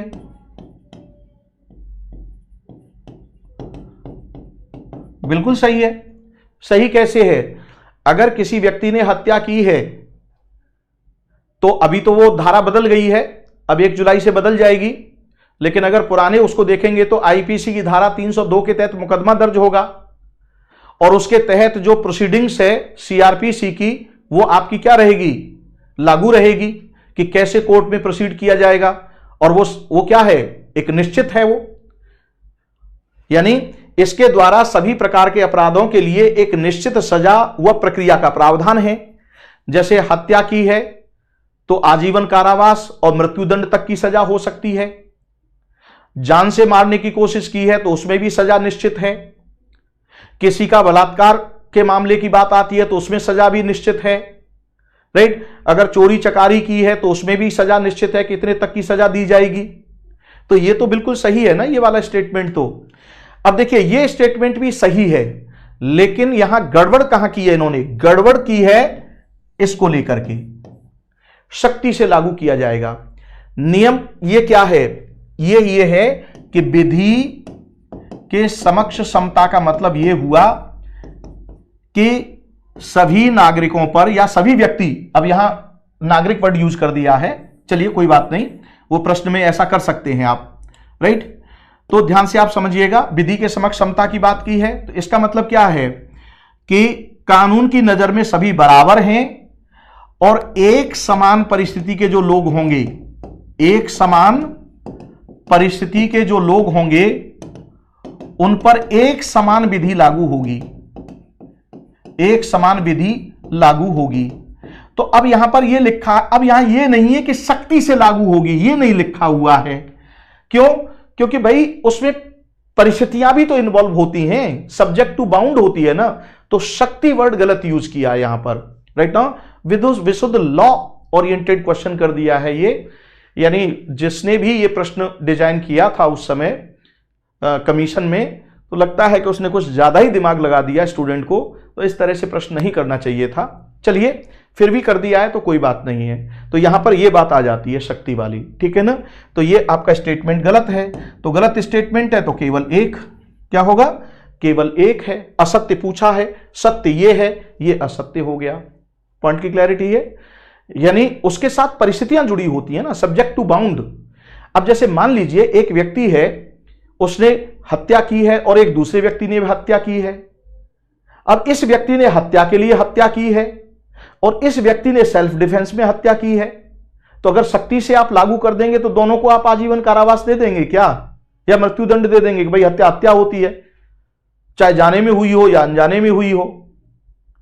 राइट, अरे भाई अगर जानबूझ करके करेंगे तो 302 हो गया, अनजाने में किया है तो 304 हो गया, कि इरादा नहीं था लेकिन मर गया, कस के एक लगा दिया, पता चला कि उड़ जाए इस तरह का व्यक्ति था और एक लगा दिया, चमका दिया, बता बेहोश होकर गिर पड़ा, मर गया। कभी कभी ऐसा भी होता है कि धड़ से आपने क्या किया कि आपके पास लाइसेंसी हथियार है, आपके सामने कोई व्यक्ति आया और वैसे ऐसे ही हल्का सा आपने क्या किया, उसको उठाया और बस लोड किया, लोड करके बोल रहे थे कि भाई इसको ऐसे किया जाता, पता चला कि वो दहशत में आ गया, मर गया, वो हार्ट अटैक हो गया उसको। तो भाई आपने कोई उसको मारने का उद्देश्य थोड़ी नहीं था, आप हर्ष फायरिंग कर रहे थे और हर्ष फायरिंग करते समय टीका वीका तिलक विलक लगता है ना, आए दिन आप इस तरह की घटनाएं देखते हैं ना कि तिलक चढ़ रहा था, हर्ष फायरिंग हो रही थी, ऊपर व्यक्ति बैठा हुआ था, कोई लड़का बैठा हुआ था, कोई महिला बैठी हुई थी, पता चला कि उसको गोली लग गई। तो अगर शक्ति वाली बात हो जाएगी तो ये तो फिर समस्या हो जाएगी ना, विधि के शासन के साथ परिस्थिति का शासन भी छुपा हुआ है, तो ये शक्ति वर्ड नहीं आएगा इसमें, ठीक है ना। चलिए आपकी स्क्रीन पर अगला प्रश्न है और जरा इस प्रश्न पर विचार कीजिए और अपना उत्तर देने की कोशिश कीजिए। निम्नलिखित कथनों पर विचार कीजिए। कौन कौन से कथन हैं ये? आइए, मौलिक अधिकार निरंकुश या असीमित होते हैं। बताइए, मौलिक अधिकार निरंकुश या असीमित होते हैं। दूसरा, सरकार मौलिक अधिकारों पर किसी भी प्रकार का प्रतिबंध नहीं लगा सकती। जरा बताइए। अब इसमें यह कह रहा है कि कौन से कथन सही हैं, तो जो सही है उसको आपको बताना है। तो दोनों ही सही हैं या दोनों ही गलत हैं या कोई एक सही है, यही आपका उत्तर देना है। फटाफट बताइए क्या उत्तर होगा इसका। तो ध्यान से आप सब, मौलिक अधिकार निरंकुश या सीमित होते हैं, राइट? तो ऐसा तो नहीं है, गलत है ये। कैसे? आ जाइए, अनुच्छेद, ध्यान से आप समझिएगा, अनुच्छेद 16 को ही आप ले लीजिए, राइट? इसमें क्या कहा है कि भाई प्रतिबंध यानी जाति, धर्म, लिंग, जन्म स्थान के आधार पर भेदभाव नहीं करोगे। लेकिन महिलाओं के लिए आप आरक्षण दे रहे हैं ना, आप एससी को आरक्षण दे रहे हैं ना, आप एसटी को आरक्षण दे रहे हैं ना, तो युक्त प्रतिबंध हो गया ना। अब आ जाइए, अनुच्छेद 19 को ले लीजिए। विचार और अभिव्यक्ति की स्वतंत्रता है, अभिव्यक्ति की स्वतंत्रता है। लेकिन धारा 2 में क्या बोल दिया है? धारा 2 में कि अपराध उद्दीपन के लिए काम नहीं करोगे, यानी आप ऐसा भाषण नहीं दोगे या आप ऐसा नहीं बोलोगे जिससे कि लोग बंदूक निकाल करके या तमंचा निकाल करके या आपके तीर तलवार निकाल करके लोगों को मारना शुरू कर दें, यानी अपराध करना शुरू कर दें। ऐसी भाषा का प्रयोग नहीं कर सकते आप, राइट? आप किसी की मानहानि नहीं कर सकते। अगर मान लीजिए आप बोलेंगे भाई मुझे तो विचार और अभिव्यक्ति की आज़ादी है, और आपने कहा कि विचार अभिव्यक्ति की आज़ादी है, और आपने बोलना शुरू कर दिया कि ये ऐसा है, ये वैसा है, ये वैसा है, पता चला कि आपने उसको गाली गलौज कर दिया, राइट? तो भाई उसको भी तो विचार और अभिव्यक्ति की आज़ादी है, तो वो भी फिर यही सब करेगा, तो न्यूसेंस क्रिएट हो जाएगा ना, तो लोक व्यवस्था भंग होगी, तो प्रतिबंध लगाना पड़ेगा ना। तो मौलिक अधिकार निरंकुश या असीमित होते हैं, ऐसा नहीं है। न तो ये असीमित हैं और न ही निरंकुश हैं, इन पर अंकुश है, और ये सीमित भी हैं, असीमित नहीं है। सरकार मौलिक अधिकारों पर किसी भी प्रकार का प्रतिबंध नहीं लगा सकती, तो ये भी गलत है। प्रतिबंध लगा सकती है, कैसे नहीं लगा सकती है सरकार? सरकार का मतलब क्या है? यानी केंद्र सरकार और संसद, राज्य सरकार और राज्य विधानमंडल, राइट? तो जब भाई अगर पब्लिक ऑर्डर की बात आएगी तो प्रतिबंध कैसे नहीं लगेगा, राइट? तो दिस इज द थिंग्स। तो दोनों ही ये कथन क्या है, ध्यान से आप समझिएगा। सरकार मौलिक अधिकारों पर किसी भी प्रकार का प्रतिबंध नहीं लगा सकती, तो यह भी कथन गलत है। तो अब ये पूछ रहा है उपरोक्त कथनों में से कौन सा सही है, तो ना तो भैया ये सही है ना ये सही है, तो आंसर क्या हो जाएगा आपका? डी हो जाएगा। क्या हो जाएगा? डी। आशा करता हूं इस प्रश्न का उत्तर आपको समझ में आ गया होगा, राइट?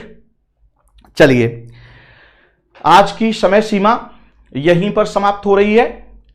कल फिर मूलाधिकारों को अच्छे से पढ़ करके आइएगा, अभी पूरा नहीं हुआ है, कल फिर इस पर हम लोग आपसे क्लास लेंगे। और आज हमें इजाजत दीजिए, आज इतना ही, राइट? क्योंकि बहुत ज्यादा लंबी क्लास आप लोगों की नहीं ले सकते।